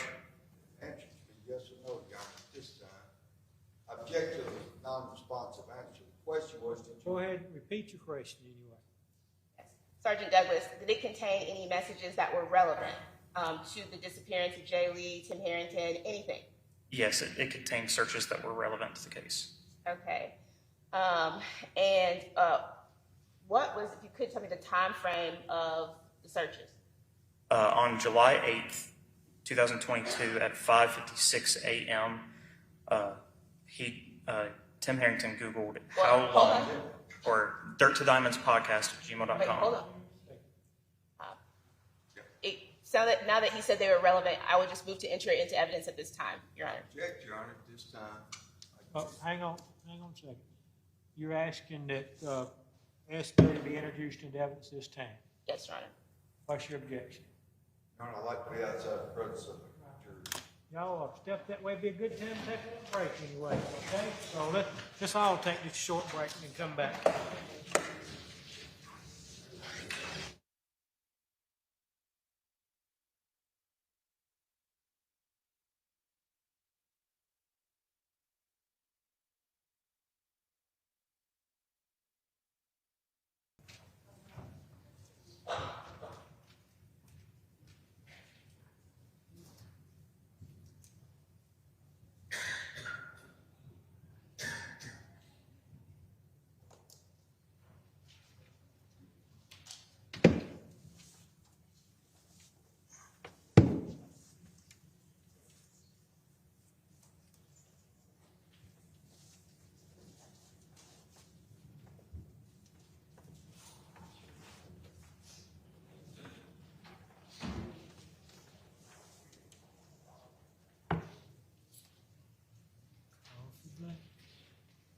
Cigarettes. Stop this train.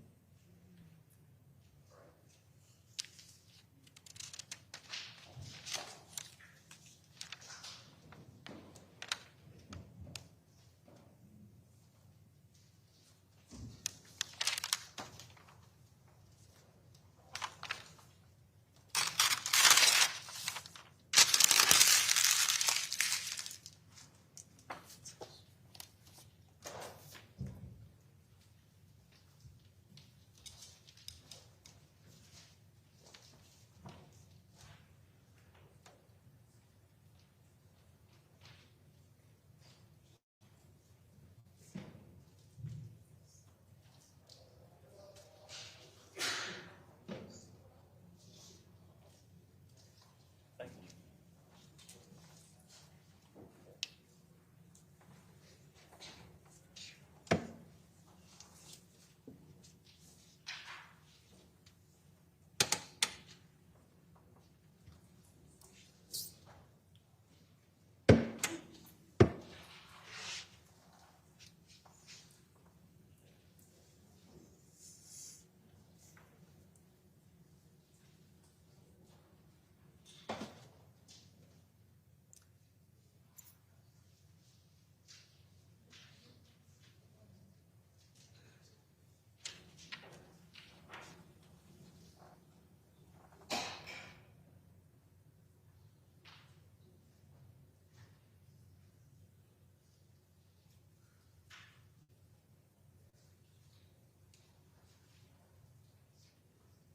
All right, let's try to get started back, okay?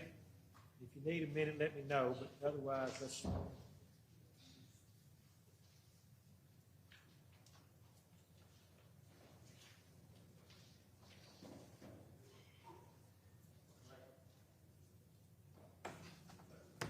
Thank you, sir.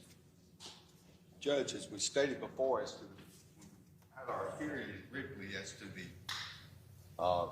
Google documents, that would require an expert to come in, either a forensic expert or someone qualified from Google to come in to do those particular documents, Your Honor, as opposed to something that was taken off of a particular cell phone that was extracted onto through a program, then an expert would provide it. Only someone certified either through Google or someone that it can do the forensic download, qualified to do that, can introduce those documents. Let me, I know we talked about this last week, and so I'm going to just ask some questions anyway.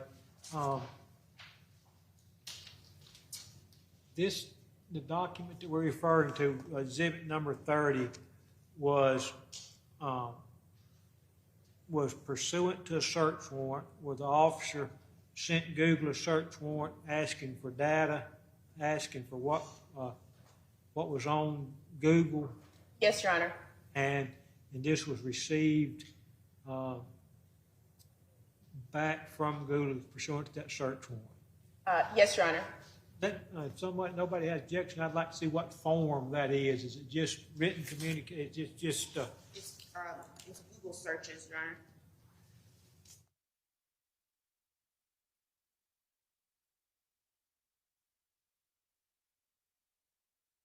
Send you back text messages or something. It's just Google searches, Your Honor.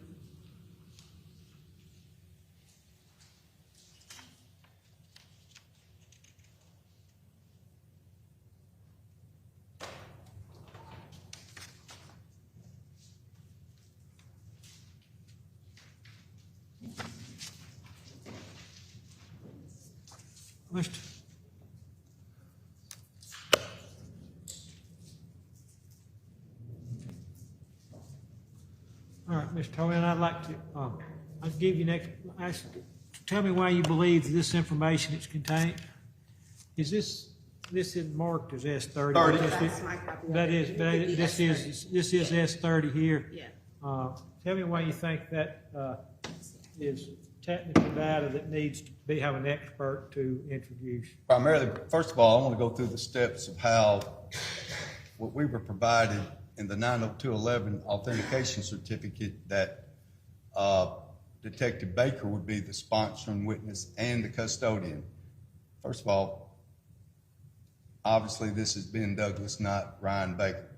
Second of all, is that the data on there is something that was turned on the search warrant. That particular information requires an expert to authenticate that, either authenticate that or testify about the content of it after it's been authenticated. That's consistent with Fleming and consistent with Smith. All right, but this, as I understand it, this is not something that an officer downloaded. This is something that was received pursuant to a search warrant from Google. Is that correct? Or, Yes, Your Honor. I know at some point we talked about this officer or that officer dumping a phone and getting information from, but this is pursuant to from Google. It is, Your Honor. Yes, Your Honor. It's a search warrant. It's a search warrant from Google. We marked the search warrant for identification. Google downloads the search history and sends it to us. It doesn't require an expert. Fleming, I read Fleming. The reason that they say it requires an expert is because you're getting into technicalities of triangulating and calculating where someone is. These are just search results, Your Honor.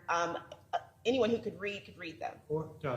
I'm going to find this does not require a Fleming type expert. I'll give you an opportunity. If there's other grounds for your objections, I'll hear them. But I don't think this reading the words that Google sent to you, it does not require any technical knowledge anyway. So I'm clear with the court's ruling is that basically that search warrant was issued, material was sent back pursuant to the search warrant, officer received it, came from Google, really doesn't need a certificate of authentication. All he's got to do is be similar to a phone. I didn't say. No, what I'm saying is, That's I just two wanna different make arguments. sure. That's just two different arguments anyway. Right. At this point, I have said that this is not a Fleming argument, Guy. I guess what I want to be clear, understand when I cross this witness, I want to make sure that search warrant comes back, as long as the material is something that he gets, anybody can read it, get the material on it, he can interpret it, doesn't require an expert to interpret it, he can testify about that material. Is that right? That's Thank you. That's what I'm finding. Thank you. All right. Anything else? Not from the state, Let's see Your if Honor. the jury's ready, okay?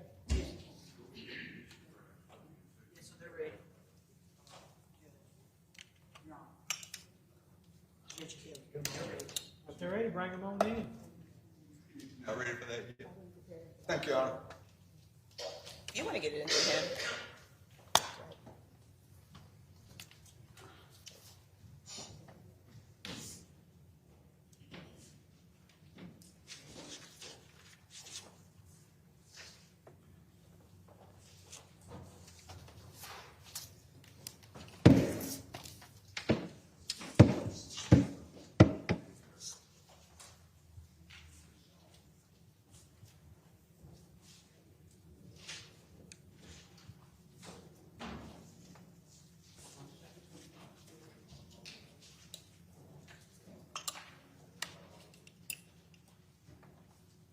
All right, everybody good? You may resume your, Sergeant Douglas, could, at this time, Your Honor, I would like to have Exhibit 30 admitted into evidence. all right, over the objection, counsel, I'm going to admit Exhibit 30 into evidence. No, basically, my previously stated. Previously stated, I think we're okay on the other.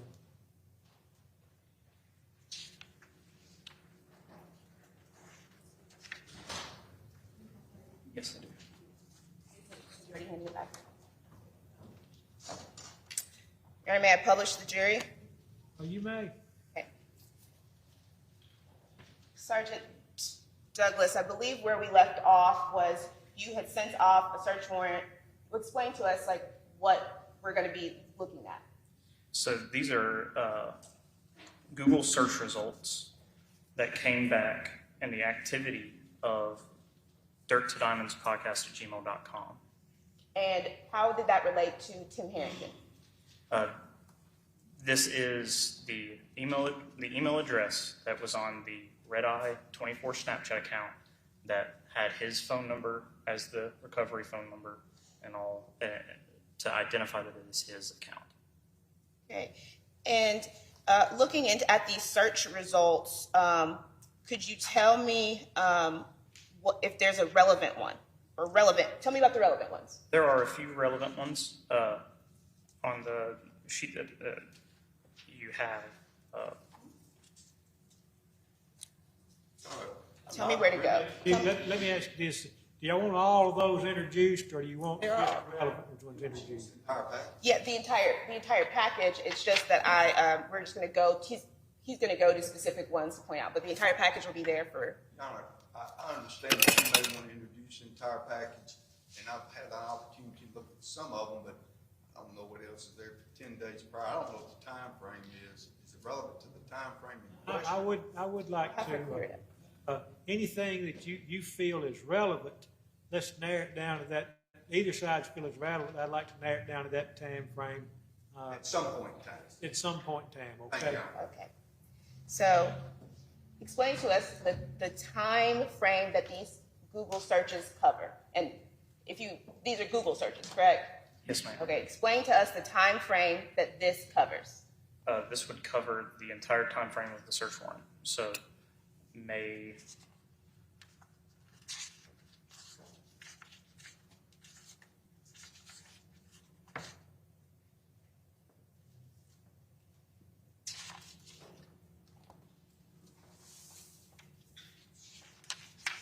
May 28th to July 22nd of 2022. No, I think that, I hate to keep jumping up, but surely at some point in time, the council can get together and not take some stuff. I would like for y'all to try to do that anyway. Thank you. And Your Honor, we don't plan to go through every message. We're going to go through a few. Sergeant Douglas, take me to the date of Jay Lee's disappearance.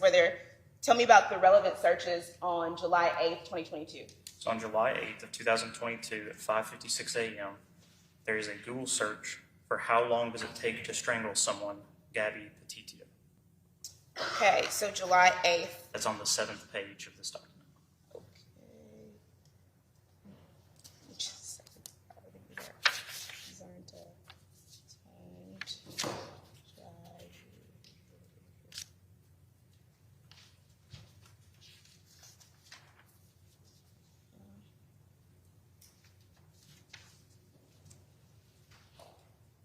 okay.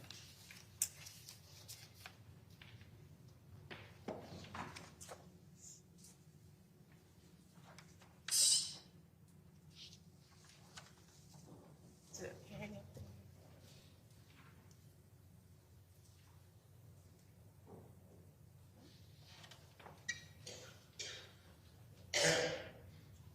Is it?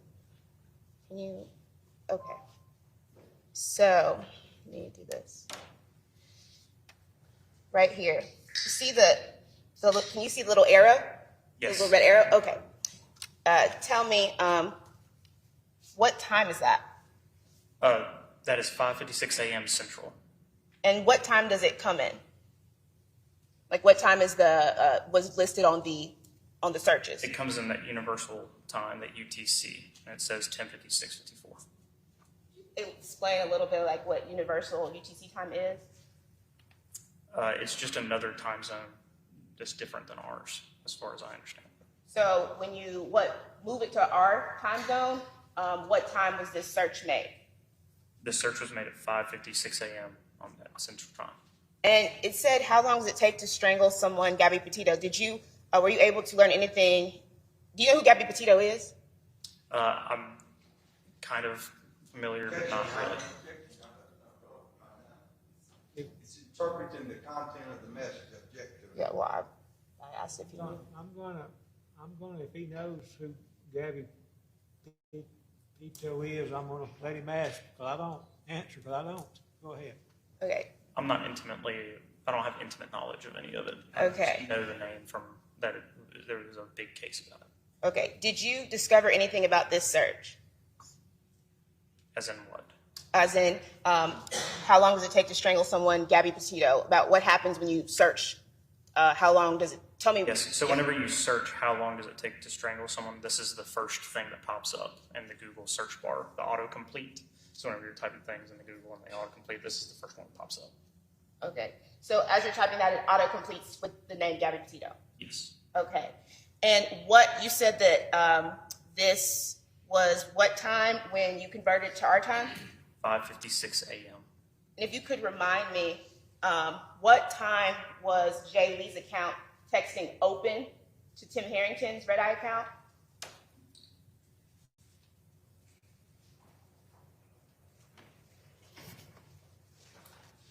I believe you said that was the final message. Correct me if I'm wrong. Okay. The time of open was at 6:03:15 a.m. Okay. And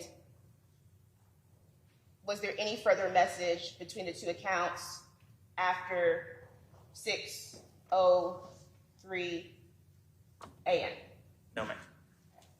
And this one was at 5:56 a.m., the Google search. This Google search was at 5:56 a.m. Yes. Okay. Also is there any searches that took place after this that were of relevance? Yes, ma'am. You can tell me where to go to find those. The very first page on the back of it. And On July 10th, it'll say July 10th at 8:10:44 UTC, which would be 3:10 p.m.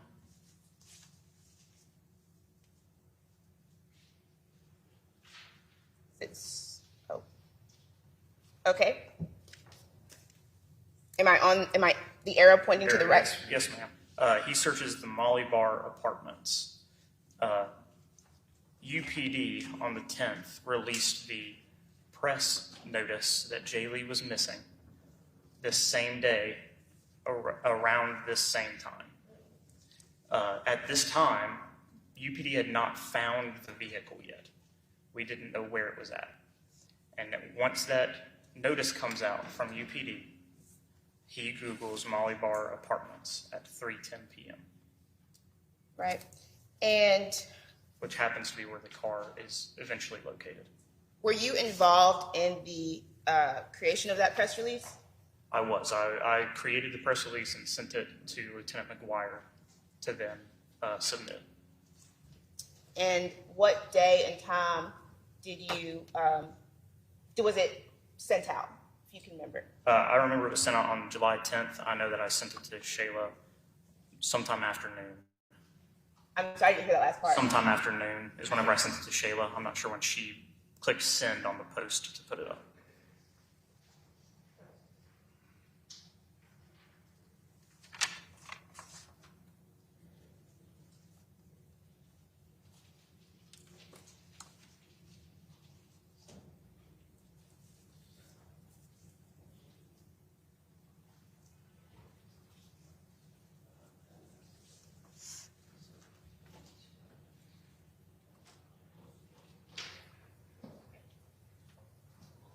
And may I have this marked for ID as State's Exhibit 31. 31?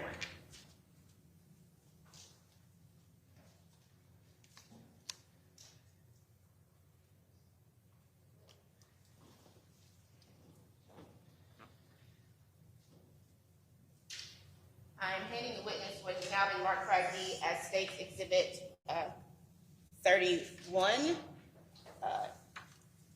Do you recognize that? Yes, ma'am. How do you, what do you recognize it as? What is it? This is the document that was released on July 10th as a press release for the fact that Jaylee had not been seen or heard from since July 8th. And is that the one that you created? Yes, ma'am, it is. And at this time, I would move to enter the press release into evidence. Any objections? All right, it'll be admitted.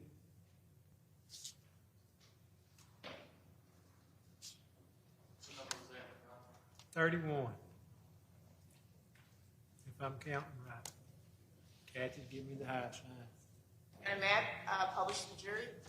Okay? Your Honor, I want to state, I hope the press isn't getting the fact that our plastic's falling down on the window. Yeah, I know. What? Maybe the board of supervisors need to find out. Yeah, we can get some spray paint this afternoon. Y'all, I think everybody but me can see, so we're all right.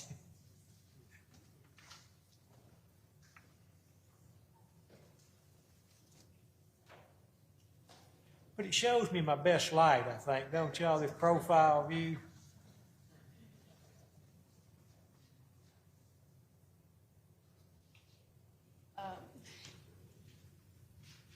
Sergeant Douglas, could you tell me what was, what information did y'all have at the time of the release of this press release about like Jaylee's disappearance?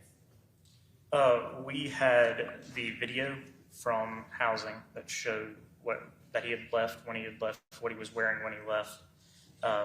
We had information from the university that gave information about his car, and we had information about him that showed his date of birth, height, how much he weighed, things of that nature. And if you could, I'm going to point to sort of the missing person details. What was Jaylee's height and weight? He was 5'7", and weighed 120 pounds. I'm going to go back to the searches. That very first page, if you could look for me at the top, the third, or that very first page, the first one from the bottom, or not the first one, but the second one from the bottom. Yes, ma'am. Could you please read what that search is? It says Ole Miss student found in lake. And what time of day was that search? 4:32 p.m. On July 10th? Yes. And the next one? The next one is a link to people.com the Ali Castile murder. Who is Ali Castile? Ali Castile is the victim of a murder in Lafayette County. Was she also an Ole Miss student? She was. And the last few, and what time was that one at? 4:32 p.m. And the last few searches, are they all about that? Like top search, what's that one? They are. There's a New York Post article about it, and then there's a KTLA article about it.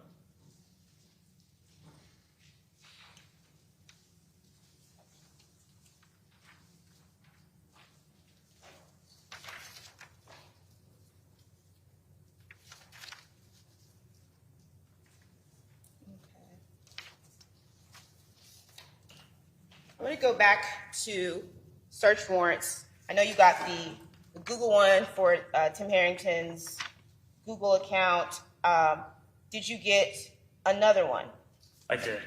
And what was that one? I got one for Meta, so Facebook and Instagram. I sent one to Meta.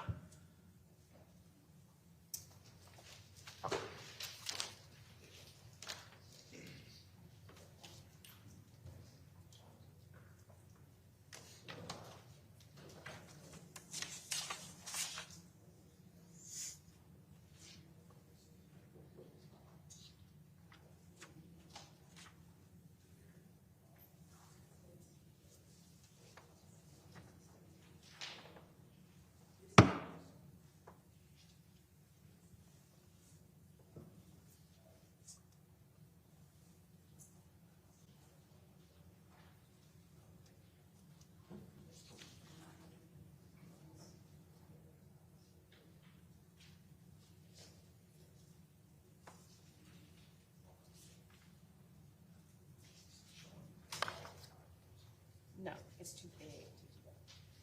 Search warrant. Oh, here it is. Apologize. Yeah, you don't have some.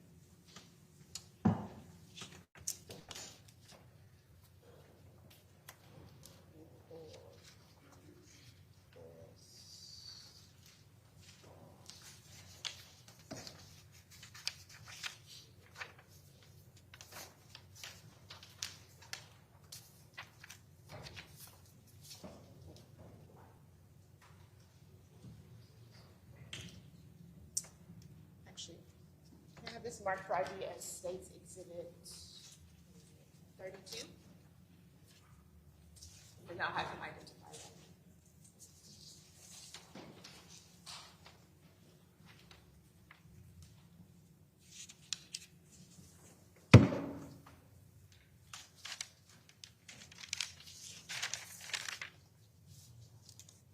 Sergeant Douglas, I have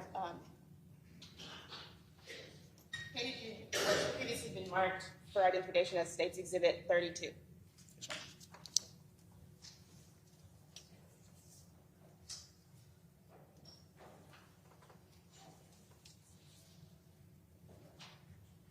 Do you recognize that States Exhibit 32?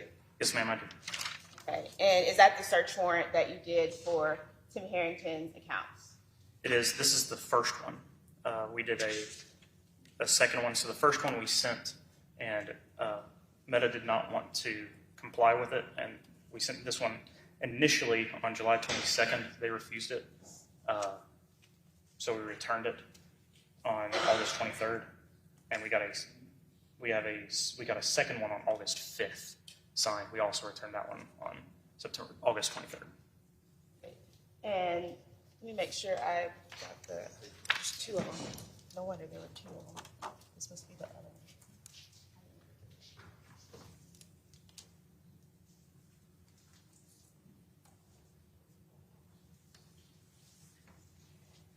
Is this a search warrant that you did? Yes. So the one that I just gave you is the search warrant That is the one that was signed on July 22nd. and when did you get the next one? I signed the next one, or I got the next one signed When you got on the next August 5th. We received the data on August 15th. Okay, so this is the one.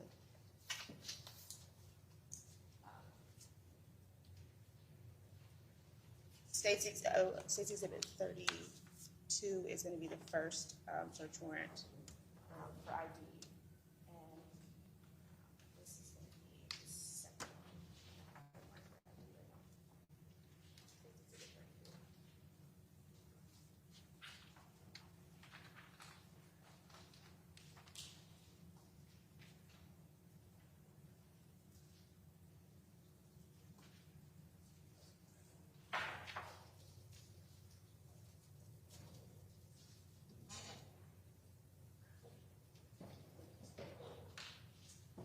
Handing the witness what has been identified now as States Exhibit 33.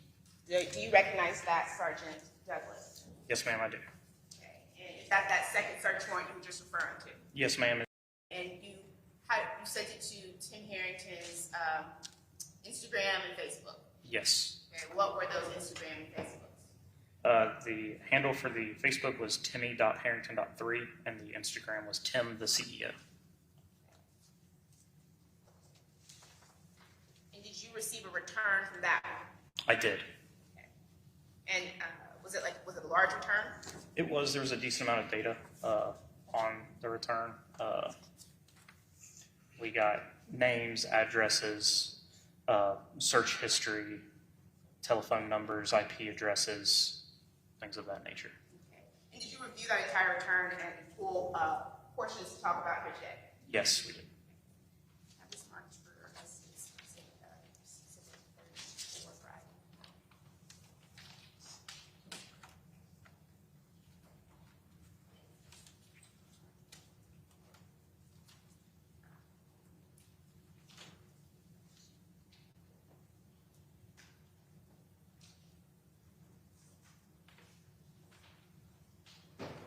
Sergeant, I'm handing Sergeant Douglas what has now been marked as States Exhibit 34 for identification. Do you recognize this, Sergeant Douglas? Yes, I do. What is it? This is a download of search history data from Meta, from Facebook. And tell me, is this all of it or just a portion of it? This is all of the search history that we were given. What was the time frame? The time frame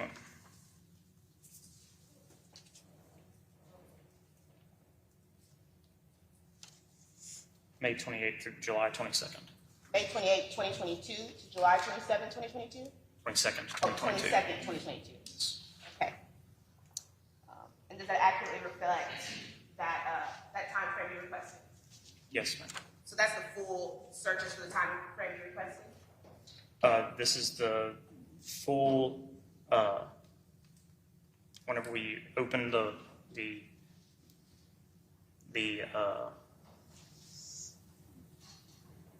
document on the computer. When we open the document on the computer, this is the full document Okay. that was related to search history. Search history. And this time, Your Honor, I would like to have States Exhibit 34 entered into evidence. Second objection. All right, previous objection be noted, I'm going to admit it into evidence.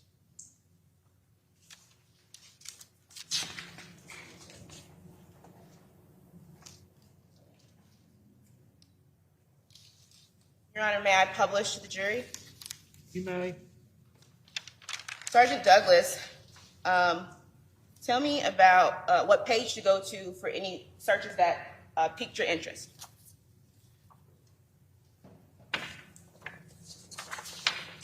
So on the first page,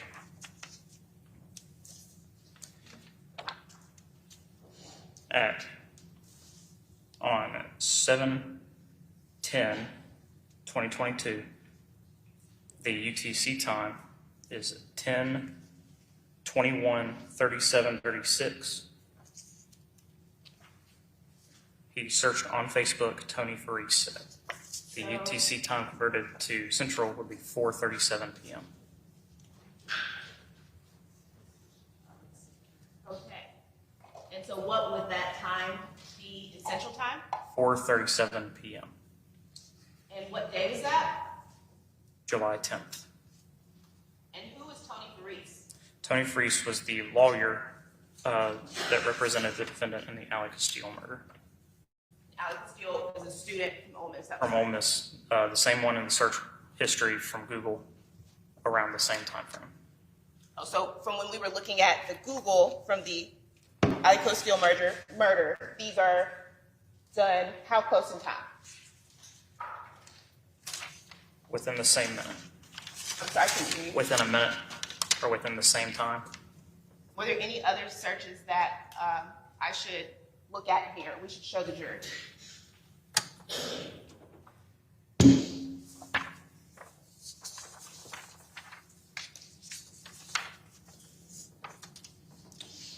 So if you go to the second page, halfway down, on the 11th, you'll see 044635 UTC. He searched on Facebook Oxford, Mississippi Police Department at 11:46 p.m. That's on July 10th.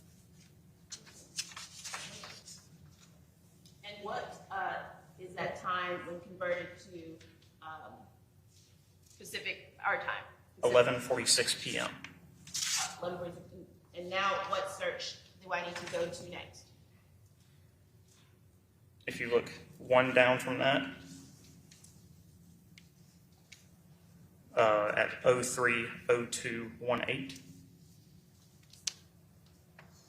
at 10:02 p.m. on 7/11/22. It says Ole Miss Police. He searched Ole Miss Police. Directly underneath that one, he also searched Jimmie Lee at 4:01 a.m. on the 12th. If you go further down,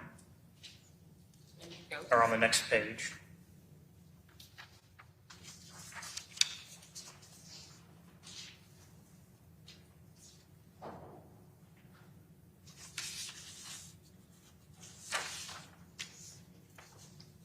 you'll see that he searches on Facebook Oxford, Mississippi Police multiple times on the 13th and on the 14th.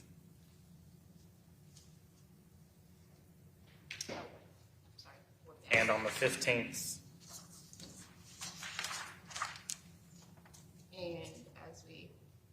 And tell me, like, what days are these? These are the days. Like, what day of a year? What month day? of the year? Yes. I apologize. Yes. The month of So this would be July 7/15, so July 15th of 2022. And he's searching what? He's repeatedly searching either Jimmie Lee, or he's searching Oxford Police, or Find Jimmie Lee, or Ole Miss Police, keeping up with the investigation, it seems like, by looking over and over again for Jimmie Lee, Oxford Police, Jimmie Lee Ole Miss, Jimmie J. Lee. And do you know what day Timothy Herrington ultimately was arrested for the disappearance of Jimmie Lee?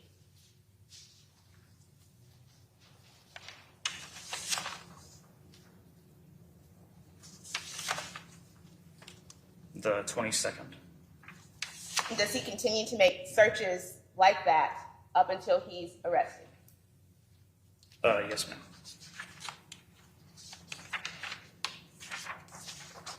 Brief indulgence. Okay.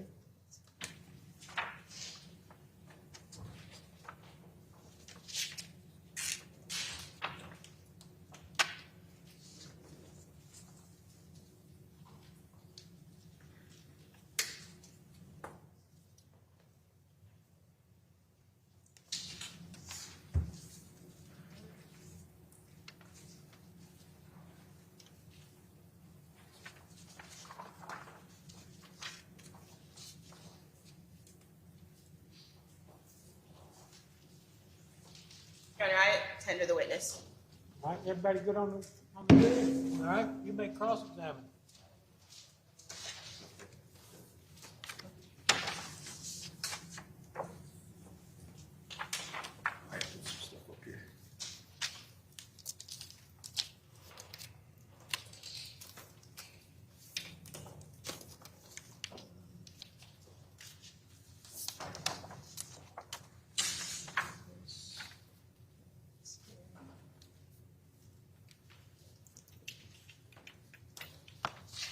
I'm gonna wait till she go in and get, I'm sorry.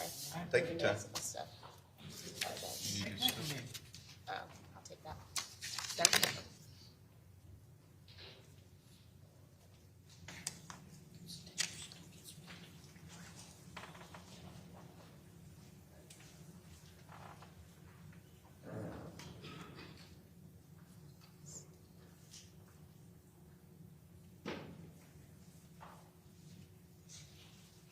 I proceed, Your Honor.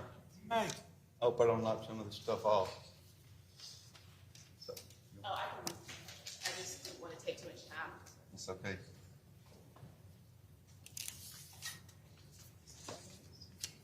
Is this yours? It's all This right. is evidence. Is that exhibits? No, I put them all over there.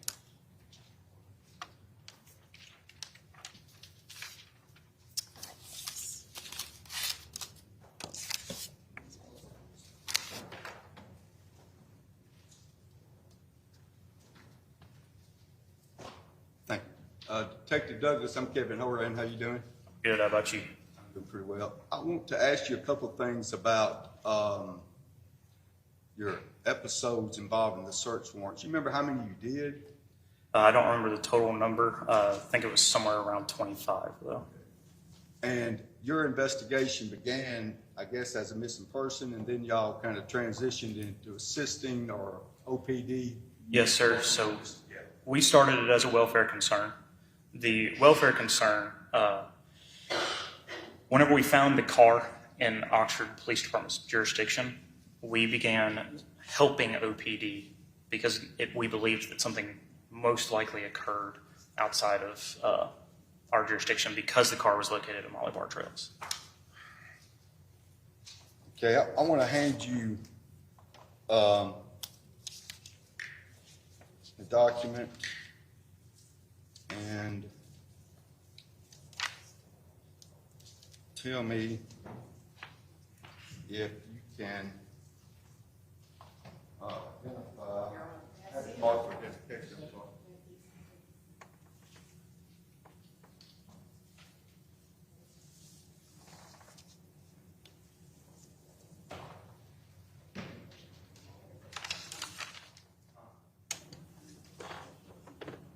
No, it's just, have it marked for identification.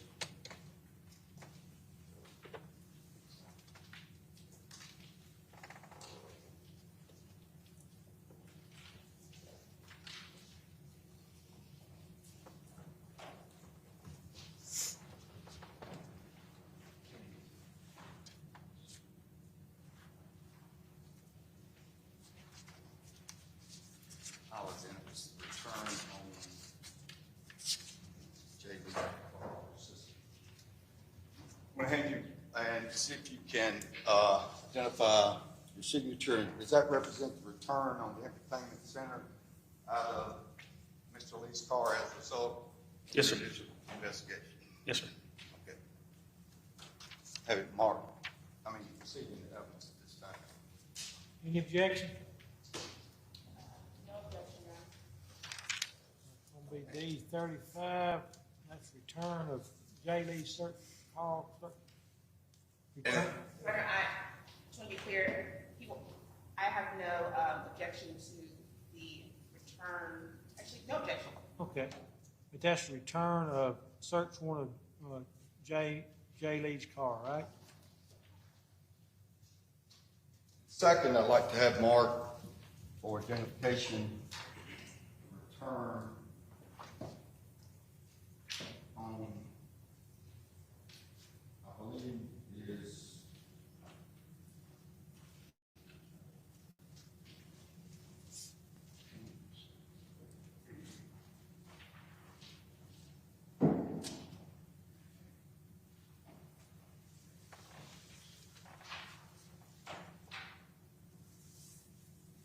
you did a search warrant on Mr. Harrington's car as well, correct? Yes, sir. And it was the information. It was it's called Burla. So the thing is Burla. It's a specific system where a investigator is qualified to go and pull the little black box infotainment system out of your car. That holds information associated with what the vehicle is doing. And vehicles that are newer, it's really good. And vehicles that are older, a lot of times it's not so great. So you received a burglar report, correct? Does that appear to be that report? Yes, sir, I did. Okay. And does that appear to be the burglar? Yes, sir. This appears to be the Burla report. What report are you calling? Burla, B-E-R-L-A.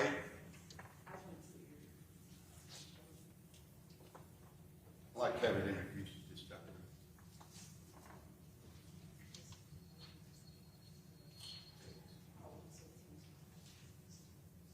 I'd like to have it introduced at this time. Any objections? Mark and introduced at this time. Any objections? May we approach? Okay.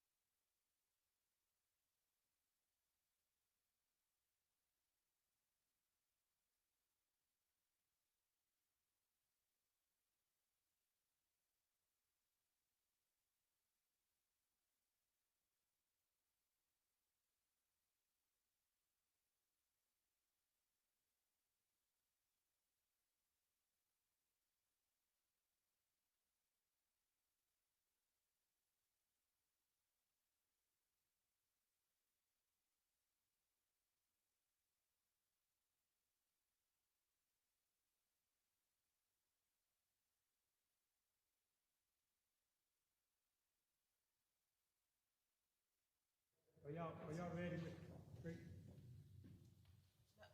Y'all ready? Objection, Your Honor. Okay, good enough. I'm sorry.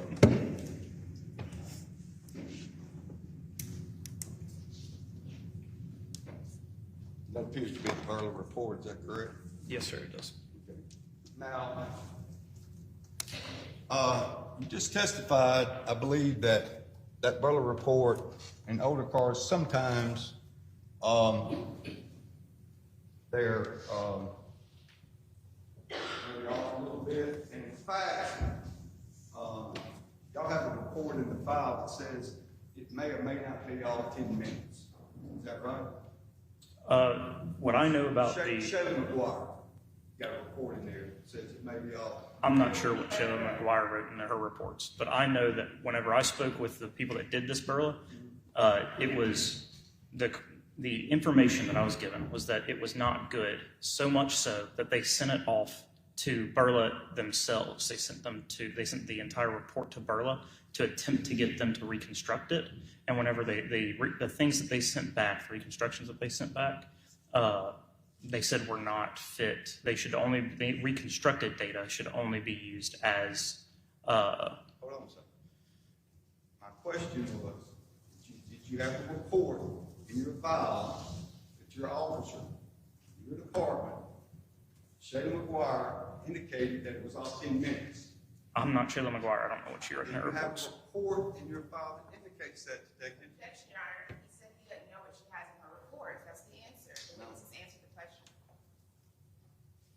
Yes or no? That's all I'm asking. You have a report in your file. What's the objection? I didn't understand it. Asked and answered. As to which question? Does he have it or not? Has he answered the question? Does he have it in his file? He said he doesn't know what she has in her report. That's what he said. Okay. I'll handle that with Ms. McGuire. All right. Now, I want you to pull to this page right here on 07/08/2022.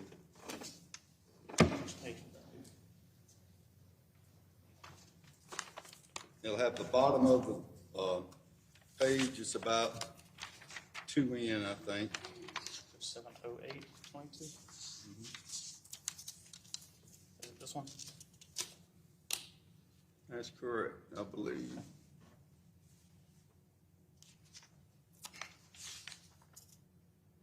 And it's 17/30/8/02 time stamped at the bottom.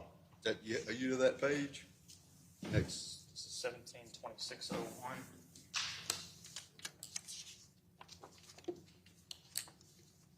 Very bottom of the page. Time step 17/38. It's not bottom of this page, is it? It's at the bottom. Next page. It's at the top of the next page, isn't it? Okay, that's fine. Go to the time stamp that you can find in this report. 07/08/0325/59. You see that entry? 0738. What? 07/08/22 at 0325/59. There we go, right there. All right. Read that entry on that report. So this entry says door and then driver door was opened at 2022-07/08/032559 opened 07/08/2022-032559 and then local. What is the entry below that? The entry below that says door and then driver door was opened at 2022-07/08/04/1226 then opened, and then 07/08/2022-04/1226 and then local. What is the next line?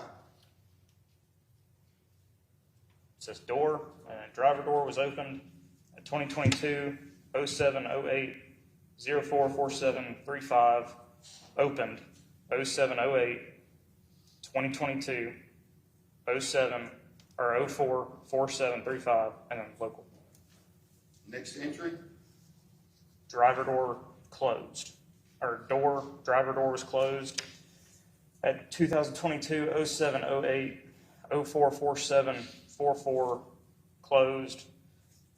0708, 2022, 047, or 0447, 44. Okay, I want you to go down to, read the next entry. Which one's the next one? 608. Yes. Driver door was closed at 2022 0708 06 1108, closed 0708 2022 06 1108, local. Okay. Now, the next entry involves a passenger door was open, correct? Is that right? Further down it does. Okay. Further down it says passenger door was opened at 2022 0708 073440. And passenger door was closed at what time? 2022 0708 073441. Okay. So, according to this report, on this particular report, talked to Sheldon McGuire about her investigation involving 734-41, passenger door, according to this report, Jay Lee's car opened and closed within a millisecond of each other. Yeah, but right above it, it says that the driver door opened 3 times without closing on itself. That's correct. It does say that. It says open, closed, correct? No, it says driver door was opened, driver door was opened, driver door was opened, then That's driver correct. door was closed. The driver door was opened 3 times without being closed. This is why we didn't think that this document was relevant or. Answer my question. Okay. Driver door was open. Driver door was closed. Then up here it says driver door was open, closed, and open, closed. Right? Yeah. Further Okay. down, it says open, closed, open, Open, closed. closed. open, It doesn't closed, mean open, someone's closed. not opening and closing the door, does it? I mean, with the discrepancies at the start of it, where the door is opened, it could be that it's being opened and closed. It could be that it's not being opened and closed. That's why we didn't use this data. I understand you didn't use the data, but nobody in the office of UPD or OPD has made any type of report that this discovery that was sent to me was invalid until you testified here today. Okay. Can you explain that? What do you want me to explain? I won't know why somebody from UPD didn't put in a report that when you got a search warrant back, you got this Burley report, and you sent it to an officer up there in Bartlett, Tennessee, right? Yes, sir. He downloaded it, right? Yes, sir. He sent it back to you, correct? He did. He didn't give you a report that there may be some harassing problems with this particular document. You don't have that report, do you? Have it in. Yes or no? Objection, Your Honor, let the witness answer the question. We have it in an email, and we were, as was stated earlier, we were assisting OPD with this investigation. Whenever I would write a search warrant and I would get information back, I would take the information. I want to finish my statement. I understand, but I want to finish the statement to explain. I want to answer your question. I'm trying to. So whenever I would get information back, Both talk at the same time. when I would, We ask you a question, and you can answer yes or no, and then you explain. Explain why there's no report provided in the files to the DA's office or anywhere else that's been given to me in 22,000 documents. Why there's anything in any report that says this stuff isn't accurate. Can you explain that to me? That's my question. whenever I would get information back, I would give it to Ryan Baker, and he would determine whether that was information that was worth using or not. They would write it in follow-ups. If it was information that was useful, we would write a report about useful information. Information that was useful to our case, to figuring out what had happened. Okay. We're trying to figure out what happened to Jay Lee. And so that's this information, because it's not credible, because there's so many discrepancies inside of it, we don't need to use it. So why would we sit and talk about for an extended period of time why it's not useful? Well, Detective, I'm a little confused about how it's not useful, because if you look at that Burley report, and it says the last time that Jay Lee's car door opened and closed was at 7:34, right? From what you had me read, And yeah. Jaylee's car on the same time at 7:34. Even if you take what Sheriff McGuire said, it's all 10 minutes. I don't know how she came up with that. You got to Objection, Your Honor, facts not evidence. Hang on a second. I'll rephrase my question. You look at that report, it says that door opened and closed, both passenger and driver side door opened and closed within 1/10 of a second of each other. When's the next entry that anything happened on that car? on the 8th, What it says time? driver door was opened at 7:38:07.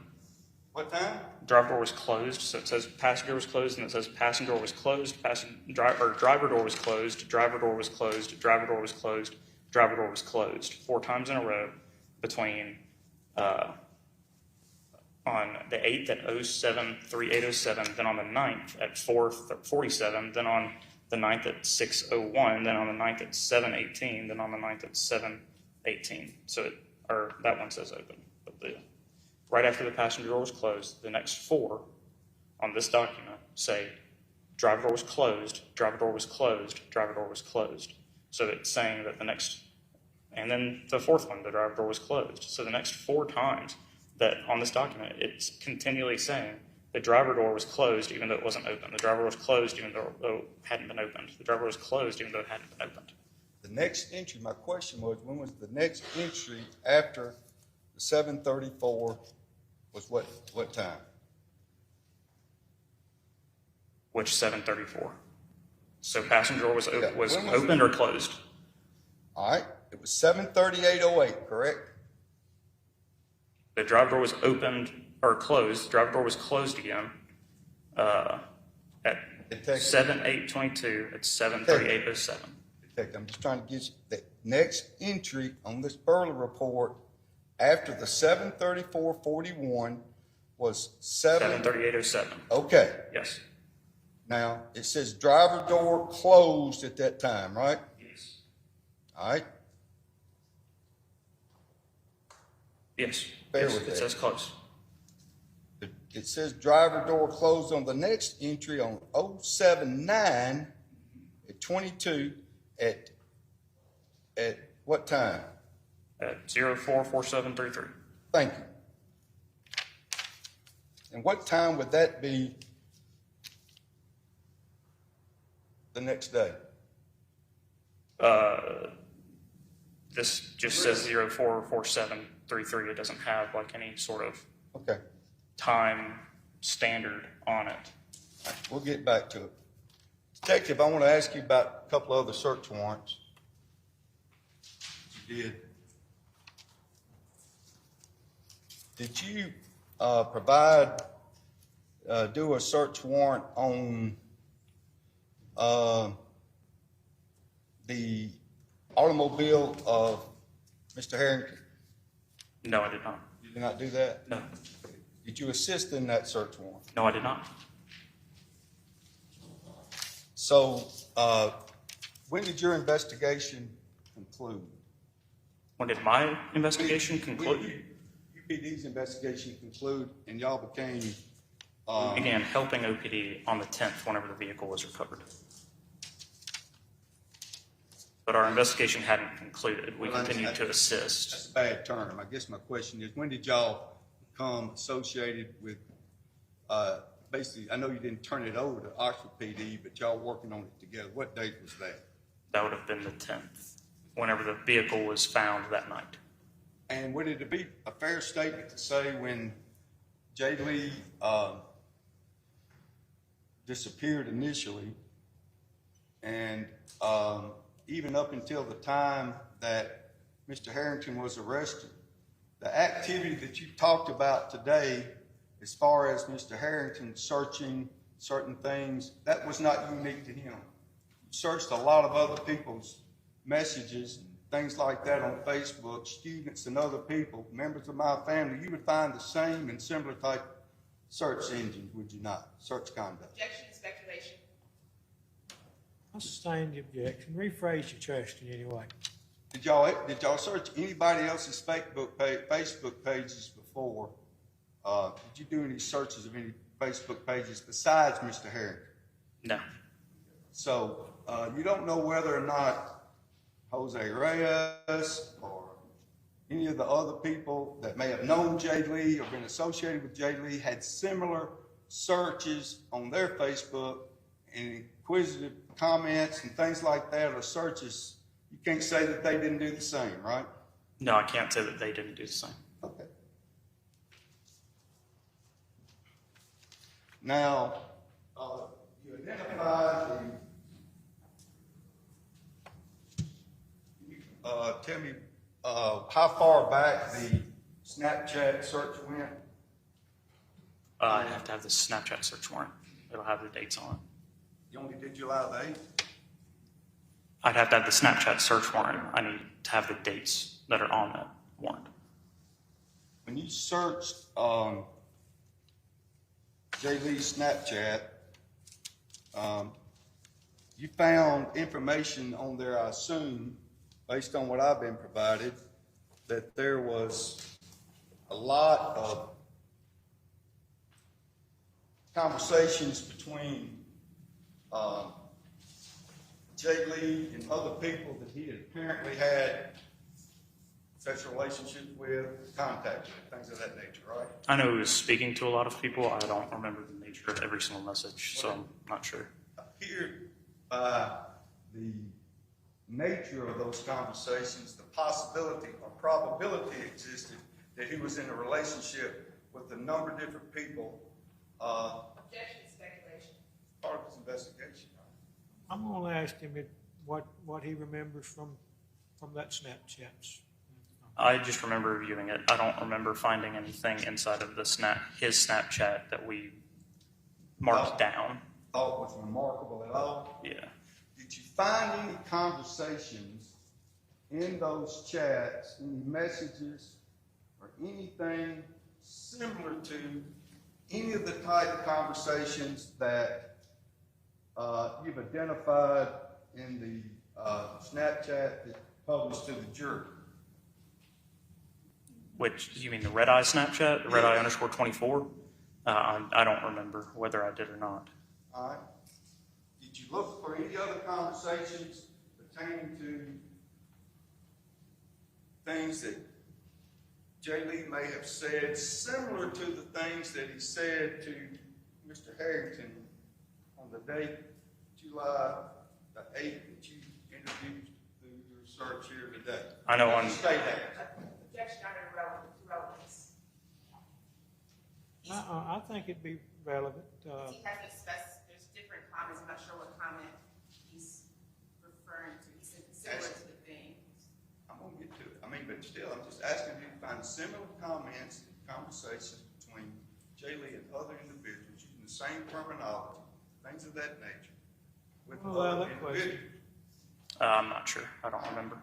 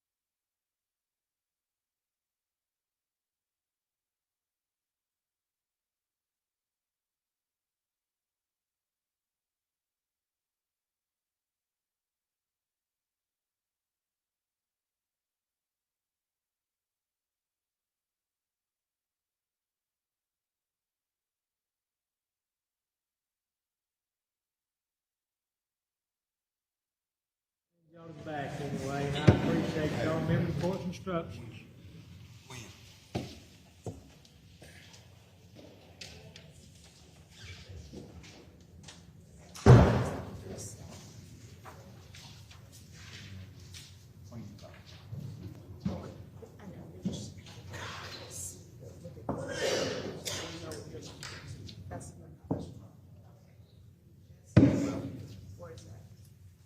This is my introduction. I'm gonna.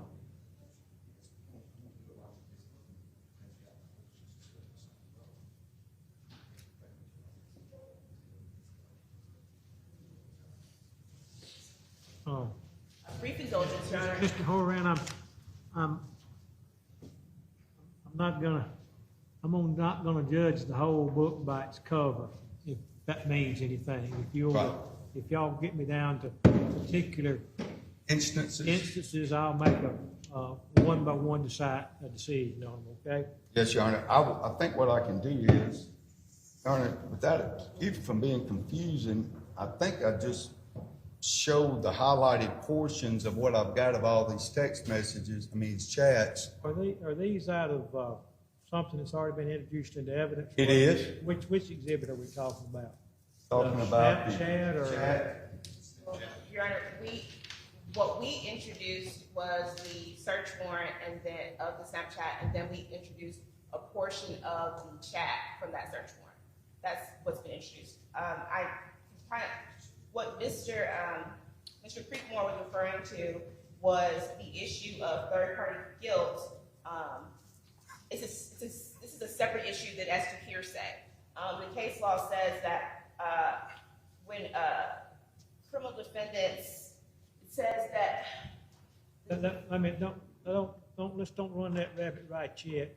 Now I want to find out what he's offering in the testimony, and then I'll have use for more information. But Okay, I want to see what he's offering first, and then that will. Your Honor, I can state into the record, I think it'd be easier to do that. And I'm not going to identify the recipient of the information because I don't think it's tell me relevant. what was said By Jay Lee. by Jay Lee. Or you can tell me what your conversation was. Just don't give me any names at this time anyway.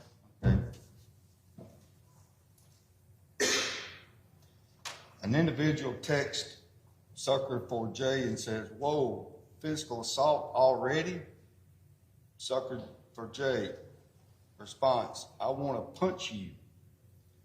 Your Honor, it does have other conversations placed in context as far as relationship, and I don't think the content. Is that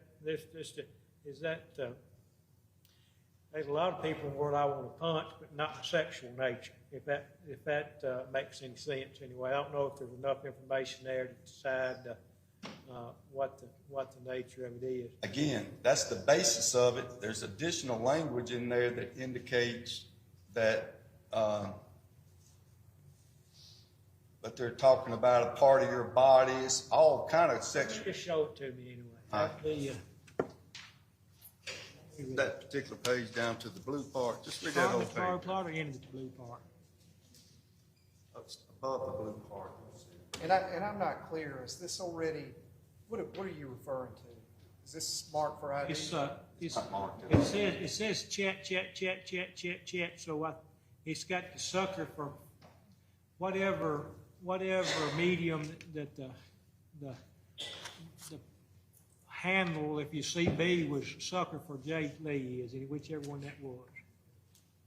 This has already been received into evidence? I what don't you're know how looking much at? of it y'all put. I don't know how much of the document y'all put into evidence. No, I'm asking about what you're referring to. I don't know. I Don't don't know if you're know how referring much to- y'all put in and whether this has been introduced or not. Anyway. If he could establish what he's, If it's in evidence, it's in evidence. In evidence. If it's not in That's what evidence, I wanna know. we've got That's something the to argue question. about. This is in evidence. All Not evidence. let me see. No. It's ID'd at this time. It's not in evidence. Your Honor, we introduced the Snapchat, I apologize, we introduced the Snapchat search warrant, and then we introduced a portion of the chats. This portion is not in evidence. That's what we're trying to say. All right. Now, what, What I'm saying is, these portions are ID. He's identified these in his ID part when he testified that these have been identified as being all the proper authenticated documents of the Snapchat that he's subpoenaed for the relevant time frame, from May all the way up until the day of the offense. I'm on, I have more, yeah. all right, I want to read this,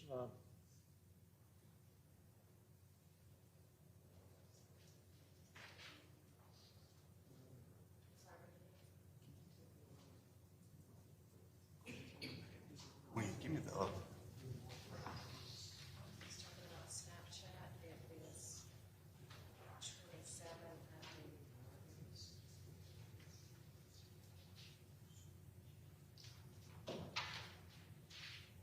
28 is in evidence, 28, 27 is just not in. 27 is ID. and make sure I'm on the right page. The left hand is the Senate. fender, okay. That's Google. Here you go. 27. This is 27, 28. Those are the messages. This is 28. 28 is in. Yes. Can we put a clip on this? Where's 27?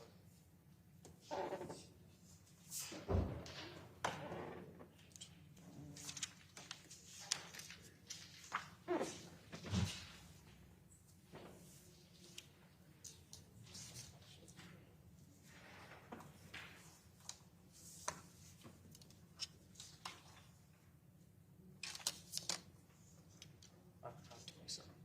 Not 27. That's not from if Your Honor, if those are from Jay Lee's account, that's not from the Snapchat return. Jay Lee's, they did the Snapchat return on Red Eye 24. The messages that we introduced are from the Snapchat return of Red Eye 24.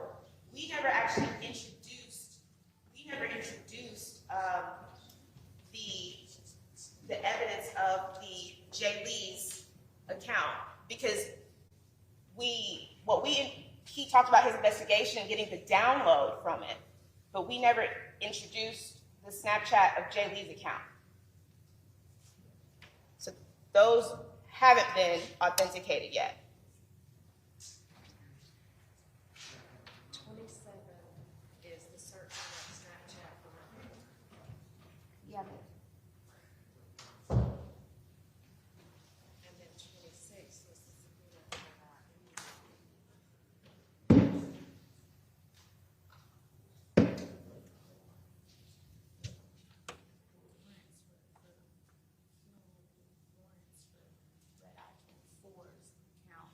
Are we talking about, this information above this line here? That's the relevant part. That just leads up to that right there. And when is this? Back in June. I'm on, as to the two locations that,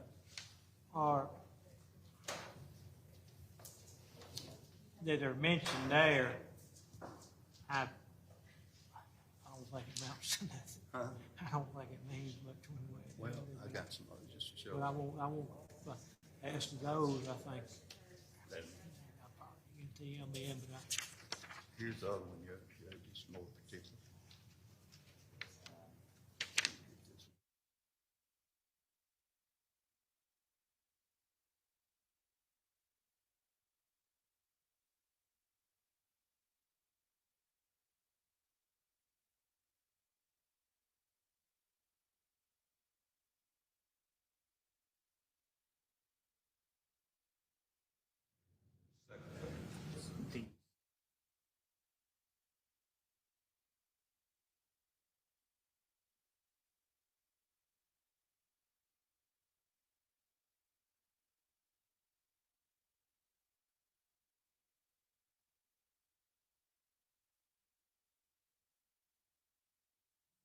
The I'm gonna take a real quick break. I'll be right back, and I won't get back on the record anyway.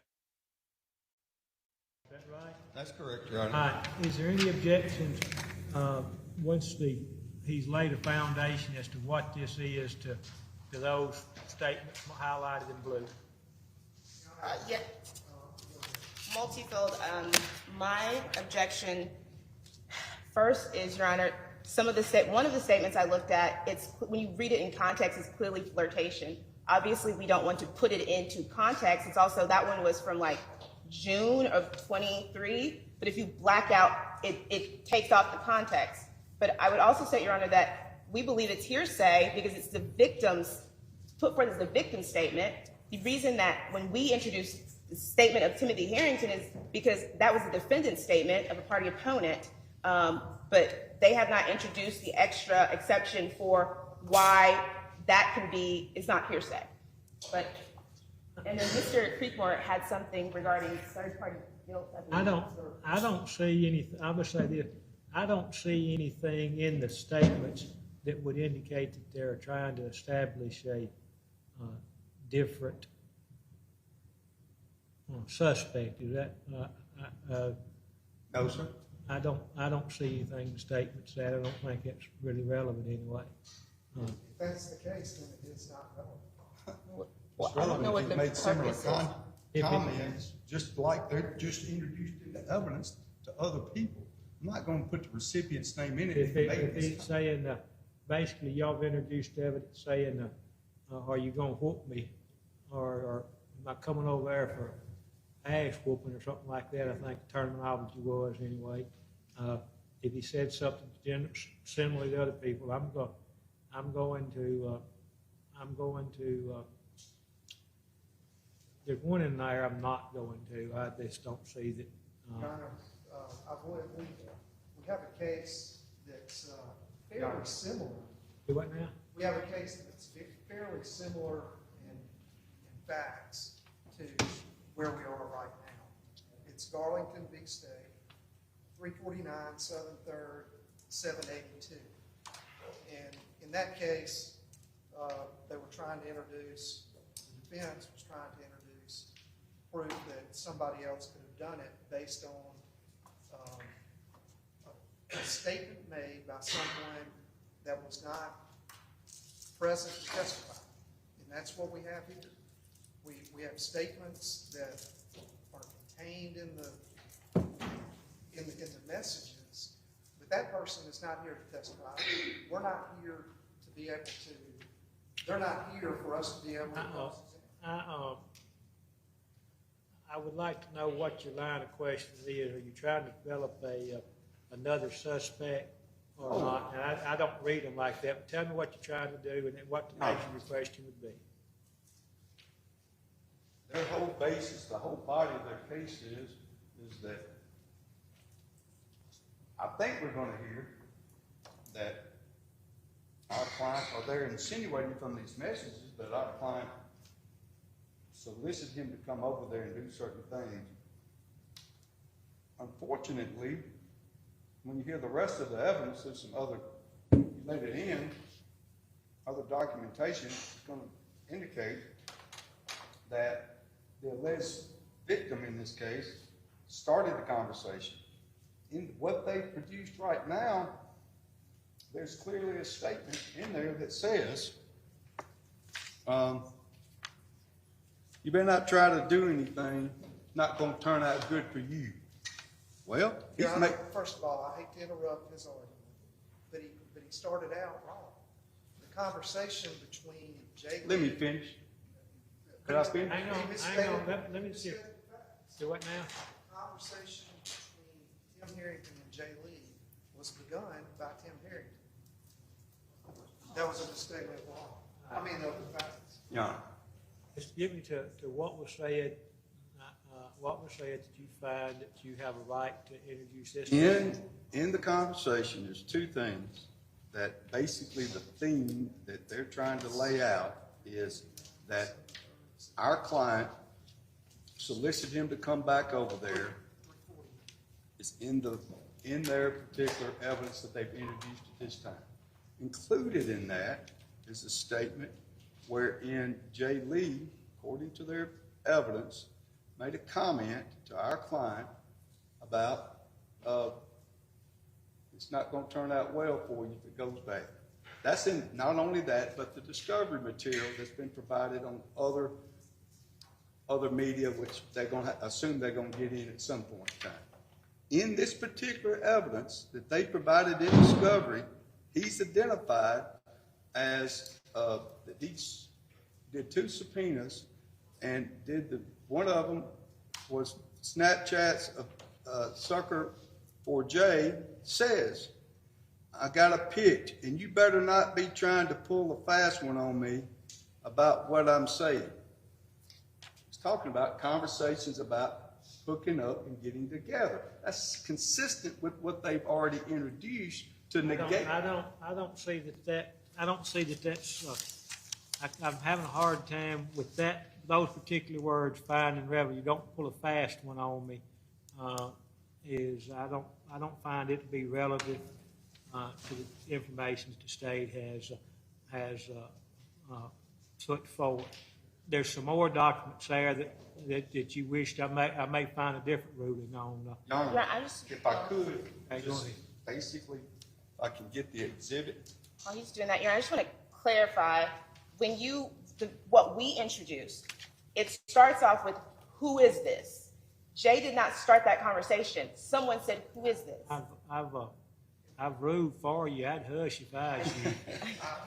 I would state, in paragraph 84 of the Garland case, it said that the defense presented no evidence at all that that person that they were trying to bring in a statement against had been implicated in any way with respect to the crime.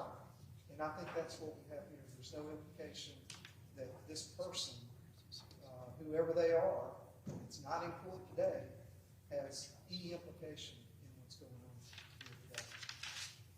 on here today. I don't necessarily think that that's been offered for that purpose, but at the same time, I don't think the statement that you just made is anyhow relevant in this particular case. There may be some of those highlighted that you have that are, but I don't think that one is anyway. Your Honor, again, conversation, I just want to say it one more time so the court's clear.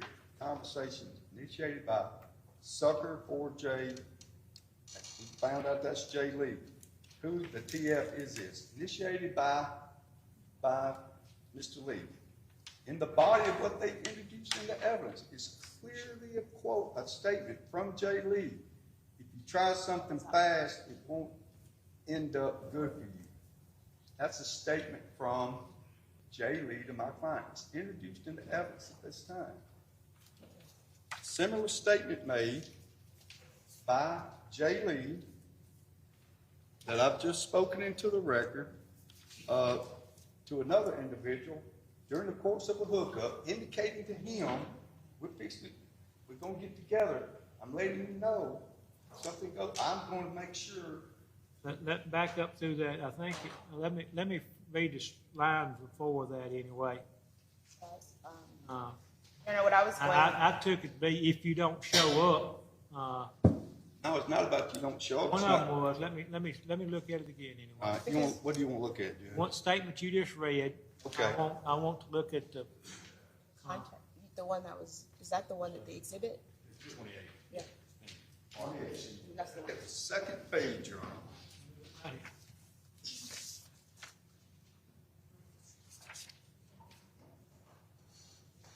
I'm not talking about Jay Lee's statement. I'm talking about the statement, the highlighted in blue statement. Trying to question the witness. Right here. I don't know how similar those two thought processes to each other and having the exact same comment.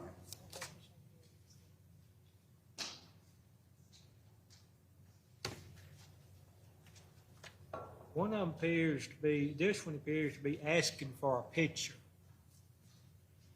I got a picture and better not be trying to pull a fast one. I'm for about what I'm saying. Laugh out loud anyway. Yeah, I can't see it. I don't think that the context of asking for a picture is relevant to this particular case. You have, and I'm finding it's not.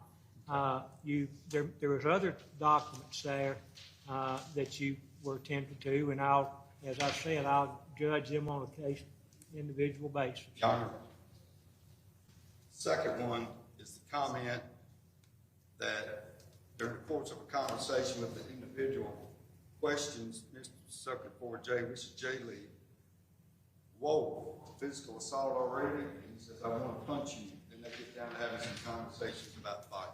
Let me see. Later on, way down. All right, I won't go up. Read from the bottom up.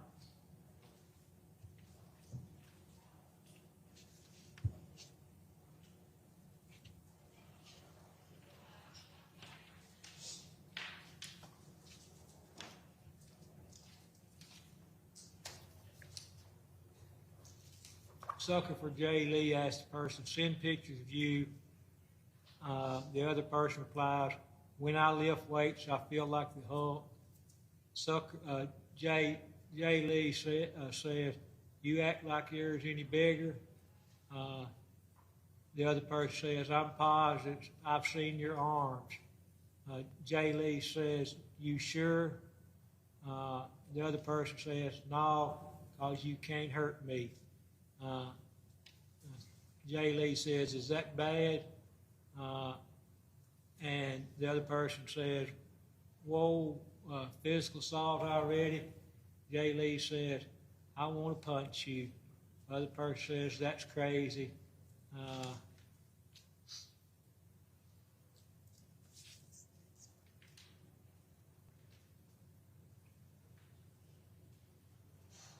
The other person says, on down here, J. Lee says, you're just mean to me. And I think that could be a frown in Thanks, an emoji. Yes. frown. You're getting better, Judge. All right. The other person says, how? J. Lee says, you're so mean. The other person says, I think, yeah. The J. Lee says, F you. Other person says, I don't fight women. J. Lee says, you want to fight. I think it actually goes the other way. Do what? I think it actually goes the other way because he says I don't fight women, and then J. Lee says F you. J. Lee says, you want to fight. I think it's actually from the timestamps, John, I believe it reads from the bottom up. So it actually, he says, I don't fight women, and I believe J. Lee's response is F you. So it's like the conversation goes from the bottom up. I don't, okay, I see that. Yeah. You want to fight? I don't fight does, women. comes from bottom. F you. You're so mean. You're mean to me.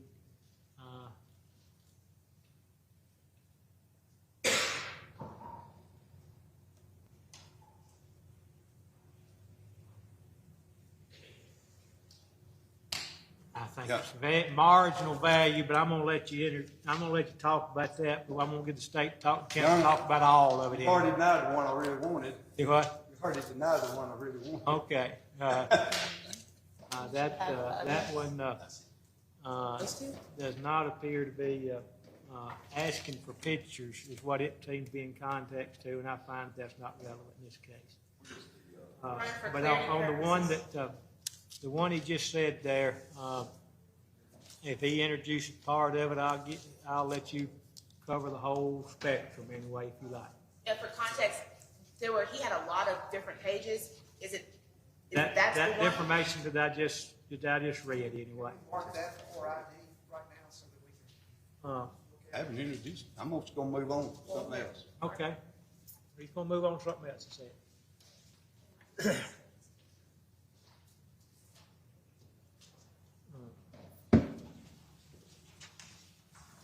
All right, show the jury in. I will, Mr. Hogan, I want to make sure you know that the one that happened on the day of the July the 8th, you can introduce that if you want to. Your Honor, Two out of probably three. before I rest, I'll 2 just out of have, 3 ain't bad. I'll have them marked and, I'll let you mark them, and identify them. You think you can identify them, with the jury sitting here adequately? Ms. Tolan, you think you'll be able to identify them adequately for the record with the jury sitting here? I don't have a problem with that. I think you can, okay. All right. You want to do that now? I do. I'll get that out of the way, Your Honor. Let the refractor respect the one that there's only one that I denied you the right to qualify, to object on, okay?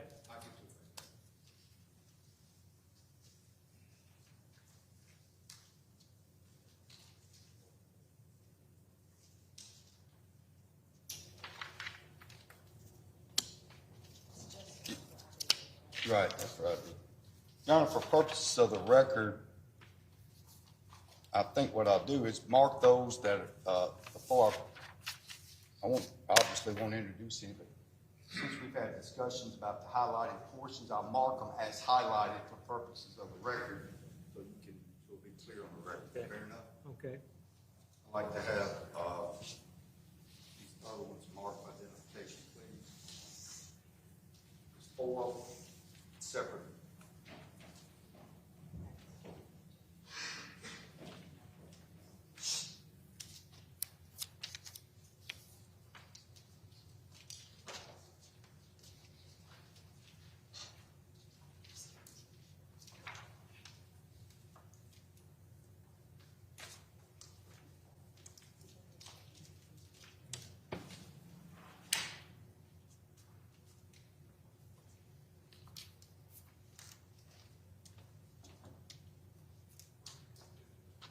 That's just one composite exhibit, is that correct? 137? You got 30? Do it separate, because wanted you separate ruled on them exhibits. separate. Okay, all right.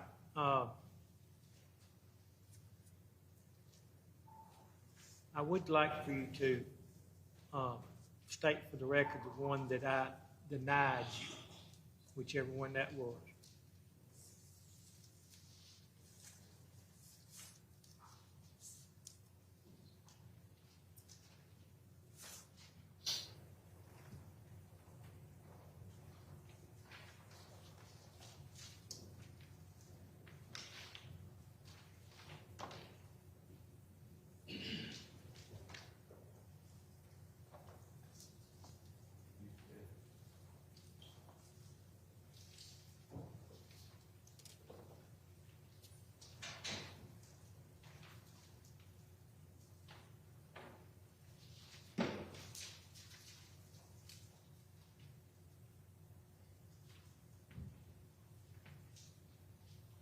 Detective, I'm going to hand you. But Mr. Horan, before you get into that, I'd like the record, but I don't know which number got assigned to each record. Courts, I think, only denied the admissibility or the question of one. Please identify which one that was. Okay, okay, before we're through anyway, so the record be complete. Your Honor, before we go through, you allow 41 at the appropriate time to be interviewed once it's.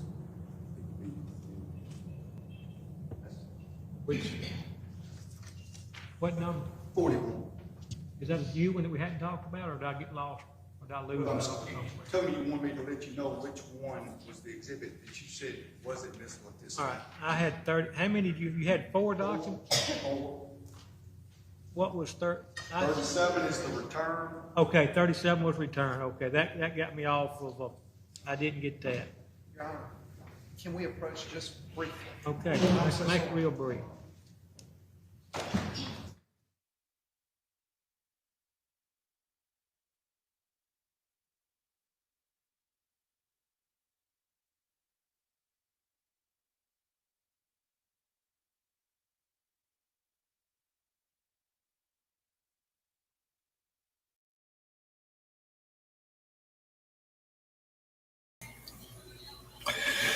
Whew, I'll tell you what, guys. I figured while this thing is on break, we would talk a little bit. I mean, what a just a tough trial to follow because of all the fighting over things that are coming in and out, things that rightly should have been determined prior to trial. Just ridiculous. Hold on a second. Looks like they're back. What's been marked and, for identification, can you tell me whether or not that appears to be the return of the Snapchat conversation, some of which we talked about earlier today, for, the sucker for J. Lee account? This is the return for the Snapchat account Okay. associated with I am Jay Lee and Sucker for Jay Lee. I move for introduction of that. Same objections. My objection previously was to hearsay, and he hasn't articulated why the statement of Jimmie is not hearsay. And this is just the, just the return. Right. About It is. Thursday. I'm gonna omit the return into evidence. Okay, and the other's been marked. You indicated during your direct examination that you,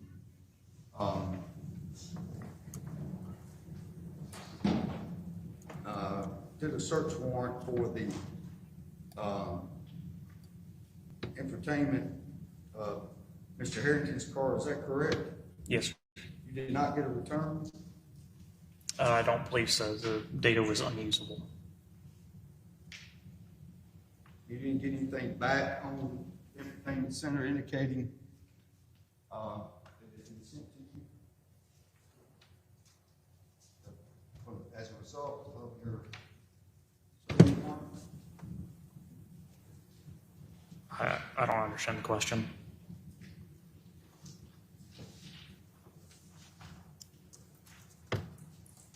I hand you, what's been marked, or needs to be marked for identification as.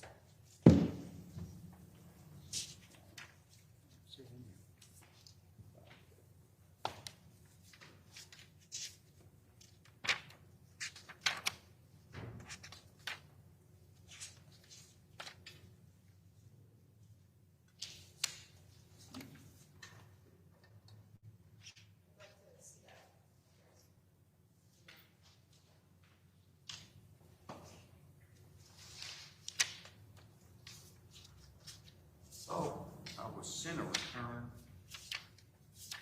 Had it.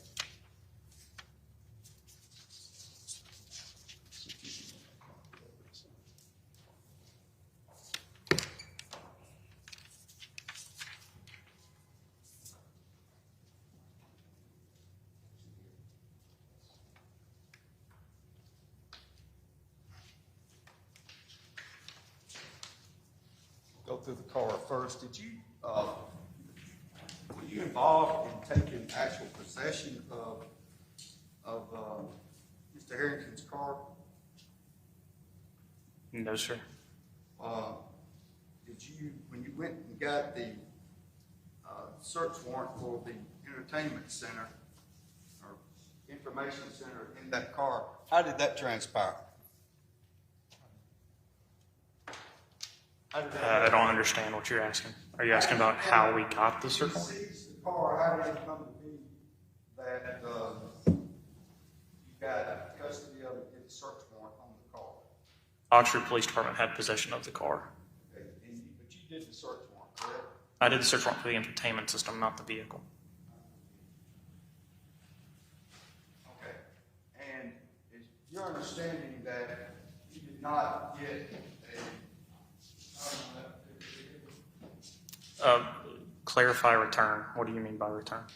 anything, when you issued search warrant, got it returned, did anything come back from the manufacturer of that vehicle for you?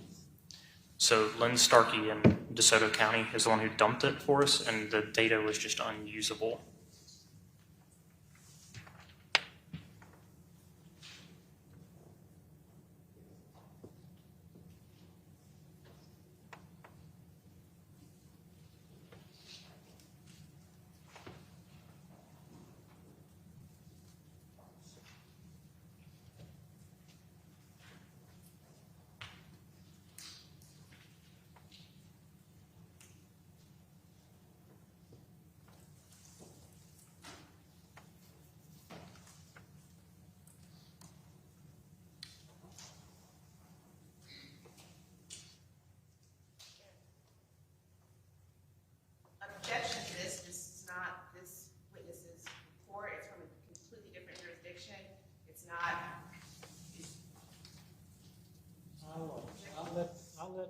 just respond to about what he knows and doesn't know. If he doesn't, I don't know enough to rule on your objection anyway. Let's see how far we get. You just testified that you, got DeSoto County to do a dunk on it, correct? Yes, sir. And did they return that dunk to you? Yes, sir. Okay, and it provided no evidentiary value whatsoever, fair statement? Yes, sir. And, you remember when you got that? I do not. Okay. I'd like to have this marked. I'm gonna do it as a composite. I'm gonna make sure it doesn't have any biographical information.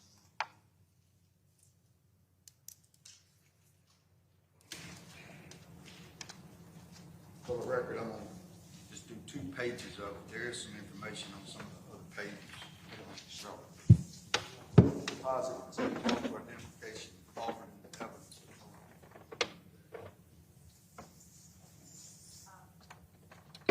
Your Honor, objection to hearsay.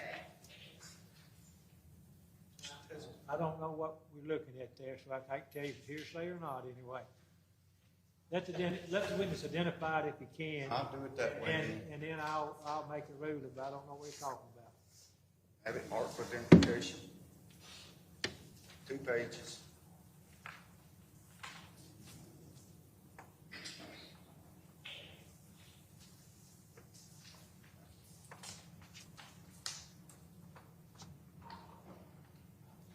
Detective, I'm gonna hand you what's been marked for identification. It's the exhibit number 42. Can you identify that as being, can you identify that as all both pages? I personally can't say that it's all the report. I can identify that there are 2 pages here, and it says end of report on the bottom of the 2nd page. But I didn't write this. I'm not saying, can you identify that particular item? Is that the return of the search warrant from the information center that you got? Send it up there.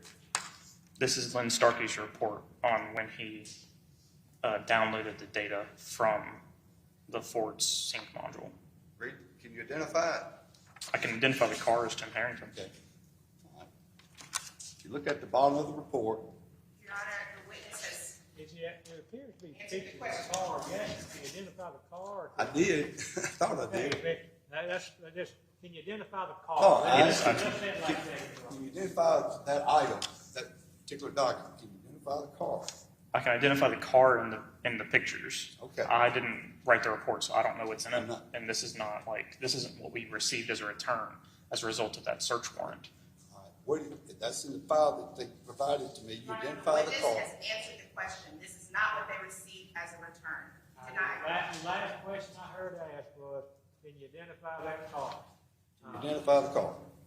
Yes, this is All Timothy right. Look at the Herrington's second page. Look at it really good.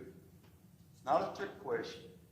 Can you identify, read that page, and can you identify that particular item?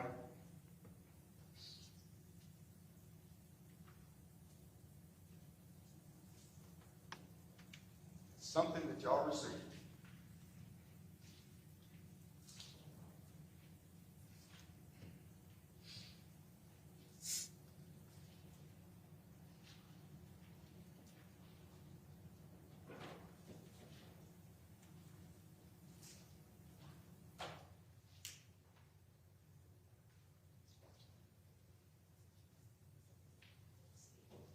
All right, personally, I don't know what this is in the picture. I can't explain. It just looks like a hard piece of technology to me. But Lynn writes what it is in the picture or in the report. I'll If introduce. he doesn't know what it is. Identify the car. I'll withdraw the second page. I know Identify the car. vehicle is Tim Herrington's vehicle. I saw that. I move for introduction of the vehicle. Objection, Your Honor, to hearsay and to relevance. This is hearsay because although it was received via a search warrant, there's no certificate of authenticity. He's saying it's a vehicle. If you want pictures of the vehicle, redact all the language off of it. Your Honor, it's hearsay. I don't know what's contained on the thing. That right now, all we know is that the witness has identified that vehicle. Anything else would come off anyway. Can you identify the vehicle in the photograph? Yes. Okay. Move for introduction of the photograph. Let me see what it's on there besides the vehicle anyway. And, Okay, detective, Yes, ma'am.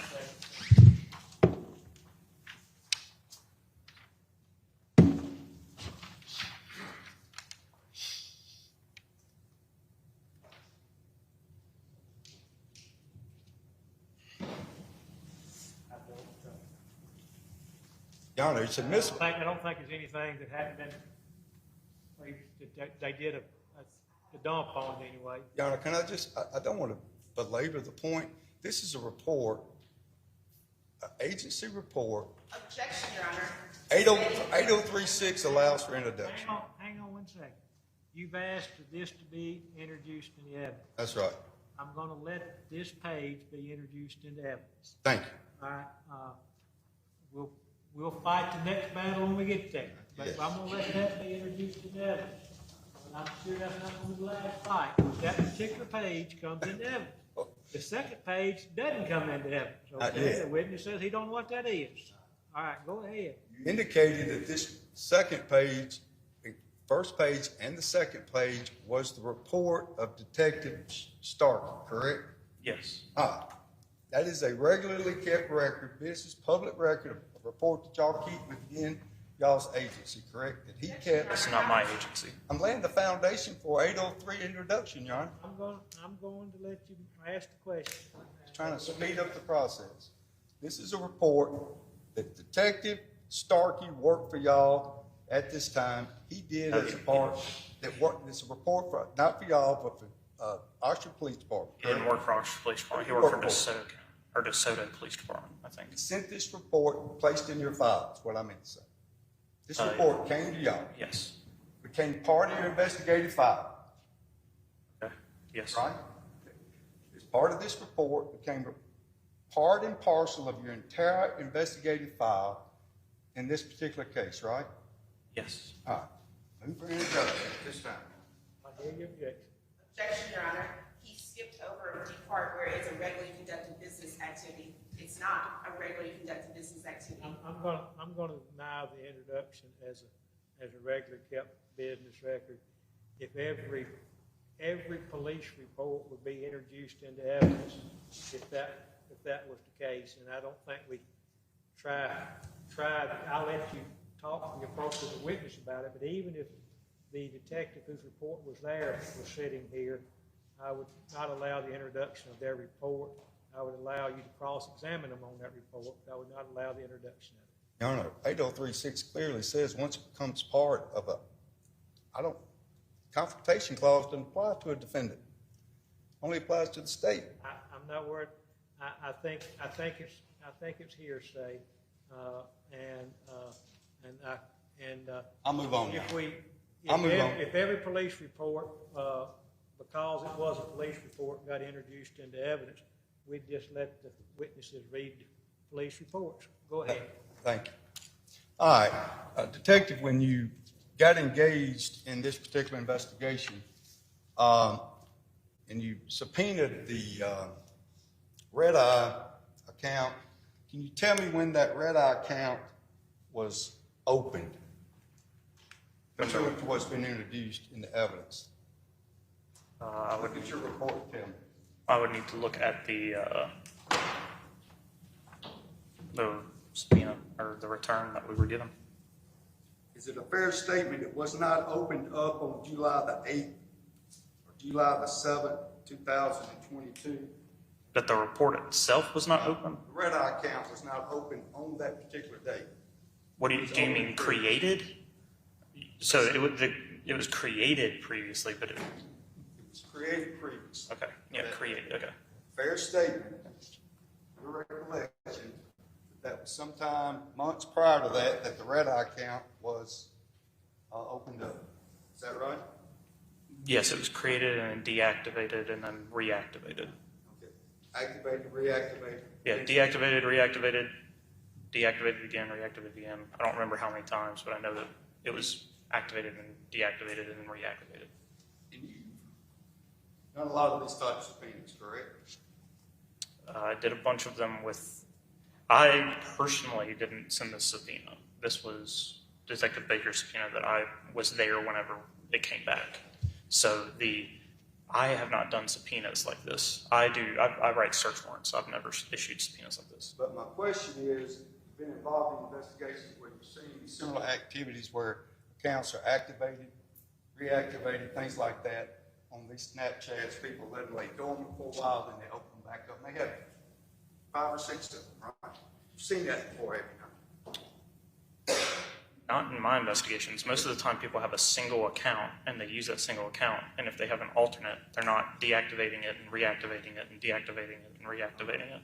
They're usually just, they have the single and then the alternate. As far as your previous testimony pertaining to Jay Lee blocking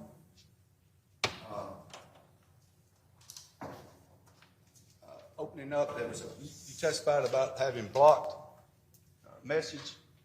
It blocked an account with the username Tim Herrington. Did he block anybody previously that night other than this account? I am not certain. Well, you indicated on direct examination that you looked at his block history. Yes, there were a lot of people on his blocked history. All right. It wasn't just Tim Herrington. And it's fair statement, when you're looking at that block history, it's kind of like old school. You're hanging up on somebody, you don't want to talk to them anymore, you unblock them sometimes. You saw that his block history, he's blocking and unblocking people throughout the entire history of that account, right? I don't know if we ever could see whenever he would unblock a person. I think we just saw the blocked accounts. His blocked accounts, but you can't see when he unblocks. I don't believe I ever saw like a page where it said blocked and then unblocked and then blocked and then unblocked. The page that we were talking about was, it just said blocked. Okay. But you were looking at his block history, fair statement? Yes. And that was not unique to just Mr. Harrington's account, right? There were other accounts, like you said, he was blocked. Yes, there was more than one account that he had blocked.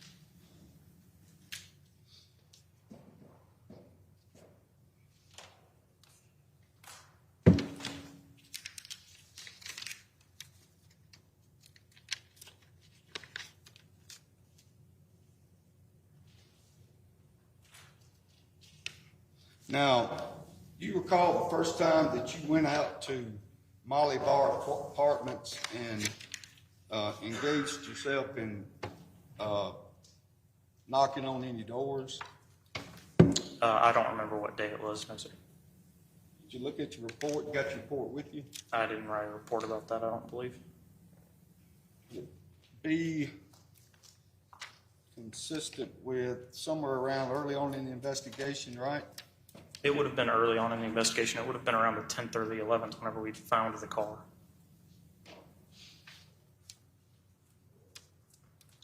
And did you make any report or anything like that? Or have you seen anything in your report that indicate which doors that officers went to and knocked to see who may have been home, who was residents at that, or did you compile any summary pertaining to that?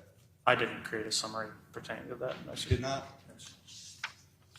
You know what officer may have done that? I know a lot of officers that did that. You don't know which one did it? I'm not sure which one.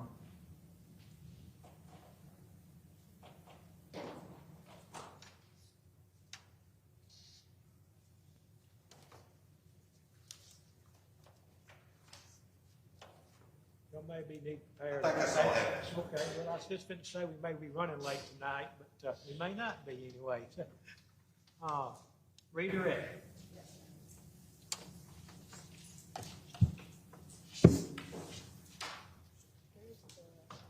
Oh, sorry.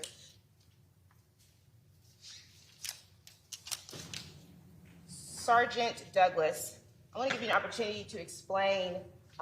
We'll go back to the burla. They were talking about the burla. Explain what the burla download from Jay Lee's vehicle. Give you a full opportunity to explain what you were trying to say about why you all didn't rely upon it. So whenever we got the return from Jay Lee's burla,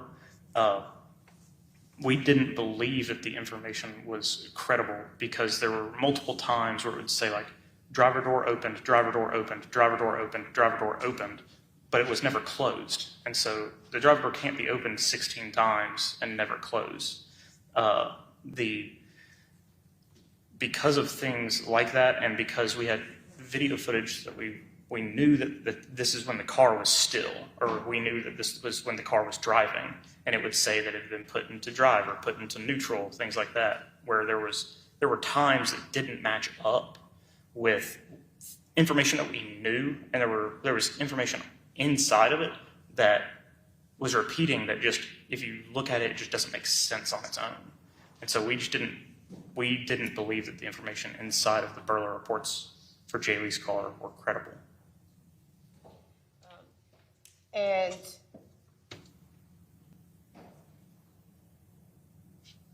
did the Burler report even have a time stamp, or I guess time zone? Like what? I remember that the digital copy did, the one that you receive that way.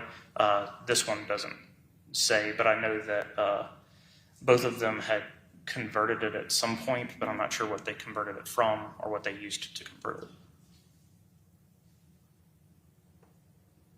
You were asked about the searches on the Facebook, Timothy Herrington searches for Jay Lee. Facebook, when did the BOLO go out? Which I believe is Be on the Lookout. When did that first go out, if you remember? I don't know about the BOLO. I know that the public service, like the public announcement on Facebook and all that kind of stuff, that went out on July 10th. And after that came out, did several people reach out to you, to UPD and to OPD regarding to help with this investigation? Yes. Okay. Yes. Was Khalid Fears one of those people? Yes. Okay.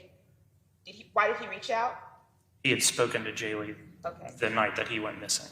And did Timothy Herrington reach out? He did not. One final question. When was the Red Eye 24 account closed?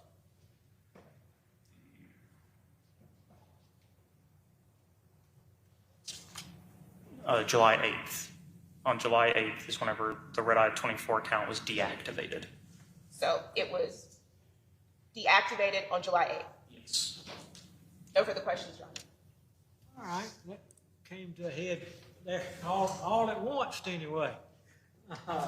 May this witness be finally excused, or would you ask him to remain on the subpoena? He should remain under subpoena, Your Honor. Officer, you can, Douglas, you can be excused today. You can't be in the courtroom, and you don't discuss your testimony with anyone else. You're subject to being recalled at a later time, so don't discuss your testimony with anyone, okay? But you're free to go. You go where you want, jump in this courtroom. Make sure that both parties can get in touch with you if they need you back, okay? Thank you very much. Thanks for being here. All right, it's 4:44. But if you got a witness, we can get some good out of it. Y'all not eating supper till 7 o'clock tonight anyway, and so we might as well be doing something anyway.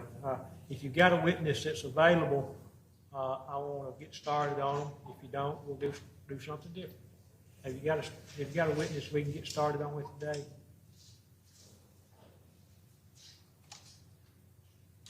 Your Honor, Y'all come talk to me about our progress so far. I know what I think about our progress so far, but y'all may have a different assessment of it than I do.